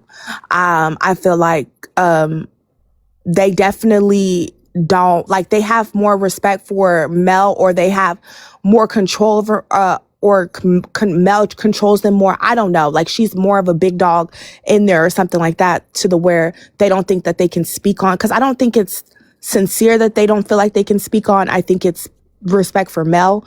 That's why I really like Jen. I hate that I didn't like her before, but I guess maybe I don't really like her. Maybe I feel for her because I can see how I like that she stood up to Kenzie, and she told Kenzie like straight up, like, if we weren't in the villa, you would not be my friend. And I really respect that. That she did that. I like how she just played it off, and she really just doesn't care about what Gaul is talking about. She can see right through his bullshit. But I don't think that there is any hope for her. I do think that Jen, Gaul, and all of like the little side characters are going to be gone soon. But that's it. Yeah, I agree. Hi guys. Hi, dark skin. I definitely feel Hey, like girl. I don't want to use the M word, but Dylan crying to get Kenzie to agree to be in a closed off couple Manipulative was not healthy at all. That was not healthy. It wasn't, but somebody had said, I think I seen on Threads, they said that Dylan is playing a game. Like He it's not. is. I mean, yeah. Did you okay, Kenzie, after that whole interaction with Gaul and she went to tell Dylan and then they went upstairs to talk, the look on her face was like, I don't know if it was just discomfort, if it was something, because she had the same look when they were sitting there at movie night and she was silent. She did not want to do whatever. She was not feeling that persuasion, but she went into it because she had some type of level of guilt and shame. Yep. Because everybody's putting in her head the way that she's exploring is wrong. And then it just like continued the rest of the day. That look that she gave when he was like, you're not going to kiss any other guys. You're not going to do like her face. It was the laying his head into her bosom for me. Yes, and grabbing her to come like I don't sit know on how his she lap. didn't get the ick right then and there. Like I know I think she did. She did. She was But her. but That I look think at the go reason back and why look at her she- face. Like I she think the looked reason like why I'm doing something I really don't want to do, but I'm the reason why she folded. The reason why she folded is this. It's because this is the first Everybody's time. saying the same thing. That's why. It's the first time where somebody actually genuinely clocked her shit. Right? It's the first time. The only person who clocked her shit a little bit was Corbin, but he made it sound like it was the truth. The boys were telling him this and he was relaying the information, as opposed to Dylan and Jen, who were clocking her shit in front of her face, especially Jen. She wasn't like, oh, this person. No, she said, I wouldn't be your friend. You're a horrible friend. Dylan is treating you right, whatever. And no one has actually made her feel bad in that villa. Dylan was the only one. And I think she was shocked when his fake tears came up. And she was just like, okay, I won't explore anymore. She know damn well she wanted to keep on playing games with him and Gaul. And now she's stuck. Yeah, That's she what she kind of looked like that during her conversation with Jen when Jen was getting her together. So I think all of that back to back where they were clocking her teeth today. She was looking a little defeated in the face, but I do like how Jen, whenever she said, well, no, I am a good friend. I like how Jen handled. I wish that a little bit of what Jen has, but I think it's the Gemini. Anyways, I wish that a little bit of what Jen has, Anaya could have it too, where it's just kind of like doesn't like phase her that much. And I don't know if it doesn't phase her. It's just like it doesn't pierce her skin, and maybe that's what Tina is talking about when it's like when she's talking about it comes with age. But it just doesn't it doesn't stick like they think that it will. Because when Kenzie was speaking, she was just like, but inside she knows that when they're off the show, she's never going to fuck with her again. Like it's done for. Kay has a question, and then I want to answer the question in the chat. Go ahead, Kay. Yeah, sorry. I mean, it's more for like all of us rather than for the people on the island, because I feel like they're never going to know it until they come out and watch this back. But we're literally watching in real time one person be told, at this point, it feels like based on the color of his skin, your opinions don't matter, your feelings don't matter, you are not relevant unless you're doing exactly what we want.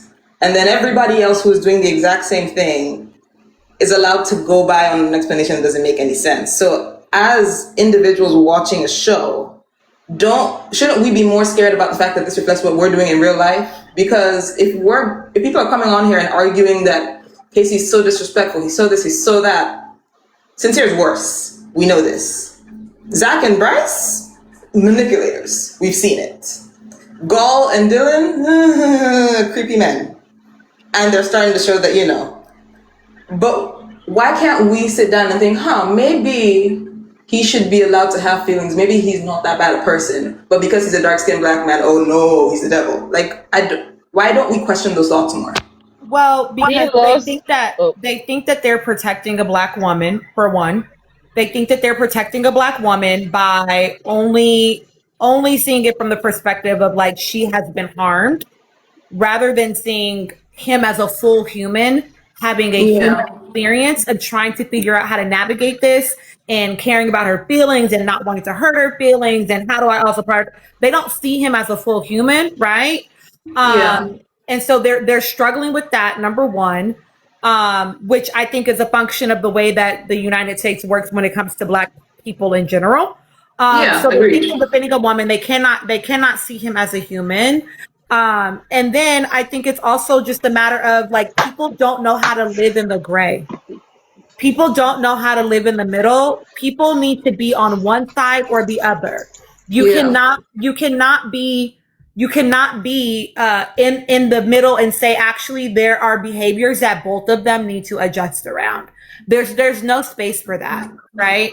And so people are struggling to hold the nuance of it because people don't fucking read books, so they don't even know what nuance is, right? They don't know that more than one thing can be true at a time, right? They've never read a book where a character is like, oh God, I really love this person, but my family doesn't want me to be with them, and so it's so hard. They've never done that. And so they cannot conceptualize that, one, he's even a whole human as a black man, and they cannot conceptualize that he could be having a conflicting experience that we are watching play out on TV. I've argued it from the very beginning, and I will say it until the very end, that KC is actually the most human experience that we're watching on this show. I agree.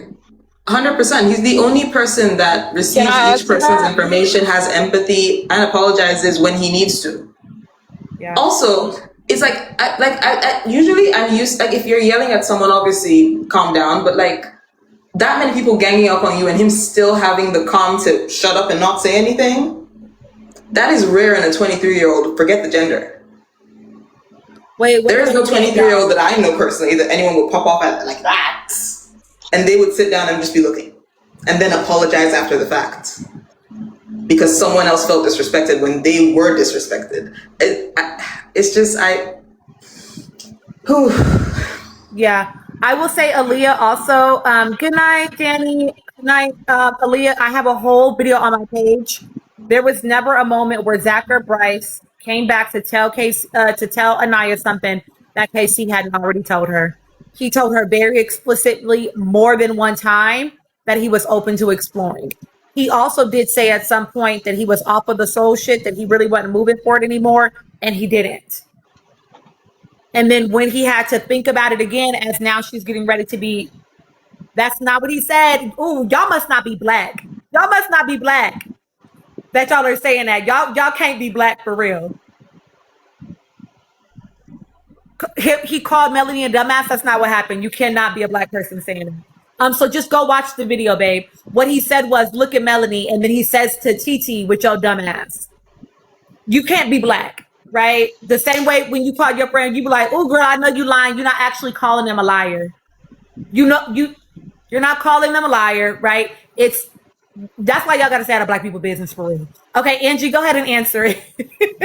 Oh yeah, concerning Kay's question, I think it comes from a point of people don't see black women they can only place black women in two categories, which is villain or victim. Mm-hmm. You cannot be a nuanced individual. You cannot just be imperfect as a human. You're either a villain or you're a victim. Because what happened to Shelly last year? She was just plainly a villain to these people. And for certain people, Longia was just a victim. That's it. You cannot, because like people make mistakes. People don't see those mistakes. And for Casey, they simply do not see him as a human. They just see him as a means to. which the means is right here to boost Anaya, make Anaya feel better about herself. Casey doesn't Yeah. have an experience. He doesn't get the right to have an experience. His whole experience, his whole purpose right now is to boost Anaya. The same, I'll say even the same thing for Carl. We make Yep, Carl Carl is come there back as a into that substitute. villa. Yeah, we make Carl come back to that villa. I think Carl deserves a chance. The moment Carl doesn't pick Anaya, he's now no longer serves a purpose. He's Oh not yeah. there to have his own experience. He's not there to enjoy the villa like everybody else in that bitch. Oh my god. Yep. And every single time he Everybody brings else in Amora that breakfast, villa. and I has a Yeah. look on her face. I've seen it every single time he Yes. brings her breakfast. So literally, he's one day away from her being like, "So do you want me or do you want her?" Exactly. Can I also just say, and then we're gonna wrap, y'all. Angie, actually, go ahead and finish your thought, my love. Oh yeah. I was gonna say yes. Even concerning that villa, like we didn't even know if he was gonna make Anaya a breakfast, but we saw a clip of it where he's saying that, Amora, what do you want for breakfast? Everybody went wild on every live talking about something. If he's not there for Anaya, he gotta get out. Like he's a human being. He's not a means to an end. He's not here just for Anaya's well-being or to boost Anaya up. He's also there for his own experience. Leave him alone. Leave these individuals alone. Let them have their experience instead of putting you guys into their place and trying to live through these people. Let them have their experience. That's it. Yeah. So I want to say one more thing, and I've also said this from the very beginning of the show. I need us to stop only conceptualizing Casey and Anaya in relationship to each other, and I need us to start seeing them as individual people. I actually am not mad at Casey that when he came into that villa, he was not able to. Somebody said in here he needed to stand on business. I think he is a 23-year-old figuring out how to navigate his own emotional experience while also trying to tend to the emotions of the person that he likes, while also having to make decisions pretty instinctively. And again, you are putting a bunch of typically monogamous people into an environment where they are expected to be non-monogamous. That is a lot to navigate. Okay. I'm also not mad at Anaya for feeling like she is unsure and being hesitant and being afraid to let her walls down. And she doesn't fucking know these people. Like, you all are only conceptualizing them within each other and not just allowing yourself to enjoy the experience of watching them go through their journey on the island. You all can only conceptualize them as couples, which is why a lot of you all, no shade, all tea, right? Don't see couples as valid when they leave that island unless they continue to give you couples content, because you refuse to see them as individual fucking people. Okay. These are 23-year-olds. They're basically fucking children. No shade. They are 23-year-olds figuring it the fuck out. Have some more fucking grace. God damn. The way that y'all be talking, not y'all explicitly, right? But the way that people be talking, it's like, so you were just the most evolved 23-year-old. You were so emotionally regulated. You handled every single situation exactly how you were supposed to. You never got anything wrong. You always knew how to consider other people's feelings, but also prioritize yourself. You always do that. That's not true, because y'all be on this app every 11 days talking about how you were a reformed fucking people pleaser. So no, that ain't true. Y'all be acting like y'all's parents deserve fucking Nobel Peace Prize for raising the most exceptional human ever. That's not real. That's not real. Let them be humans.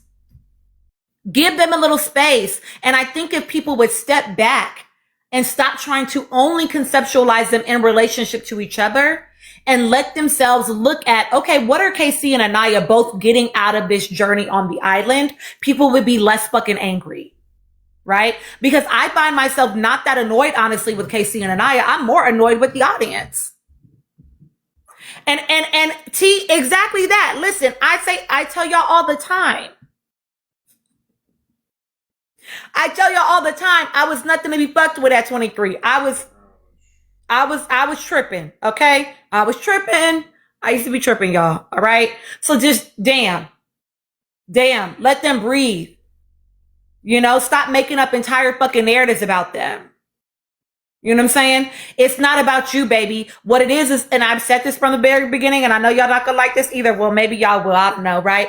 But it's like, a lot of this is projection, babe. You see yourself or you see your experiences, and now you are projecting onto them your own hurts. When you feel that shit in your body, you need to remind yourself you don't actually fucking know them people. You don't fucking know them people, and they didn't do it to you. So that shit you feel in your body ain't even about them. That's about your man that wasn't fucking with you 2 years ago. That's about that girl that needed you to show up emotionally for her and you didn't fucking know how to. That's what it is. That's what that shit is. That ain't got shit to do with neither one of them. That's your shit that you're projecting onto them. And you make the show less fun to fucking watch. All right? Let's just have fun. All right? I wish we Okay, could. but before you go, I just wanted to ask everyone, do you think that they're going to show for Bryce? Because there's nothing to show. I know nobody wanted Bryce. So do you think that they're going to, That's do not you what I think they're want them going to to show for show Bryce. Zach and Zach telling Bryce that Trinity don't be getting their jokes and I that want them to show that, and I that think he don't think he like her. I think they might show that conversation between Zach and Bryce where he's like, well, I don't know if she really likes me and I want to explore Kada and blah, blah, blah. And I want Trinity to pipe up like she do on KC, since that's her response to shit. Personally, I want them to show a combo of Bryce and Zach on every time they have targeted strong couples. That's what I want to see. Every time they have pulled somebody from a strong couple for a conversation and then went about their own conversation and how they like, yeah, this guy No, pulls this. they That's what I want to see. want Bryce. But they should. They want They Bryce and should. Zach in the final four. But I mean they should, but I hope that they do the Twitter thing, and I wonder if they do it, what everyone is gonna say. Like, They if probably people, won't. The no, because I villa's feel like already everyone is shook, gonna you know. validate Anaya, which nothing's wrong with her. I love her. I just want her to come to reality about things. And I'm gonna be voting now. I know I was voting for Trinity, but gonna have to get off of her. I will be voting for TT. I'm sorry. I am I now feel like TT right now, you voting. all, the most authentic connections on that island are TT And and Corbin. and Corbin and Parmita. I will not be voting for Corbin and Parmita. I would like to see them That's leave. fair. That's fair. And I think that Kada absolutely likes that man. I don't think he likes her the same way. No. And Tina, you know how much what you said is true about Casey and TT? Because like whether you like it or not, they're a very strong couple. Ain't no way the tricks that Bryce and Zach were able to play on Anaya would have worked on TT. No, because she's grown. She grown. She Yeah. grown. And I But actually, even now, I actually think that Casey and TT, like if they got off the island right now, I think they could last a little bit. Yeah, I think they could go for a maybe little a good while. 6-7 months. Yeah, I will say too that what really like sealed it for me that Casey feels differently with TT is when Corbin said TT knew, and he was like, oh yeah, like the way that he has such a calm about the fact that like he told her like it was not a big deal at all is so different than how we would have seen his nervous system react if that question was about Anaya. It's He it's felt just the fact of stressed the with matter. Anaya. Agreed. He felt stressed. He said So that in his recoupling speech. You shouldn't feel stressed with your partner. You shouldn't feel stressed to come with a conversation or bring something up, or every time yeah, somebody says something to you, you're shook to your core, not even ready for a conversation. You're just shook and willing to just bash the man. That's not how it's supposed to work. Sarah, there is not a rumor that I've seen that they knew each other before. He didn't say, let's get this money. This goes back to people staying out of Black people's business. He didn't say, let's get this money. He said, let's get money. Y'all got to understand that y'all don't know fucking everything in AABE. This is no shade to you, Sarah. I'm just saying people having that conversation, y'all don't know Black lingo. And he didn't even say that to TT. He said it to Sydney. She's not coupled up with. He also didn't even bring back. All right. Everyday things, what they say. Hold on. Wait. Oh, they corrected it. I think it was an accident, y'all. because they corrected it directly underneath. Okay, because y'all know I don't play that. Not you think all black women look the same. Okay, I love y'all. It's been fun. Okay. Bye, Tina. Y'all have a great rest of your night. Enjoy your day off tomorrow. Bye. Love y'all. Bye. Everyday teens, we're just very protective of black women, girl. We didn't want you in here calling TT no men's names. That's it, baby. Good night. Love y'all.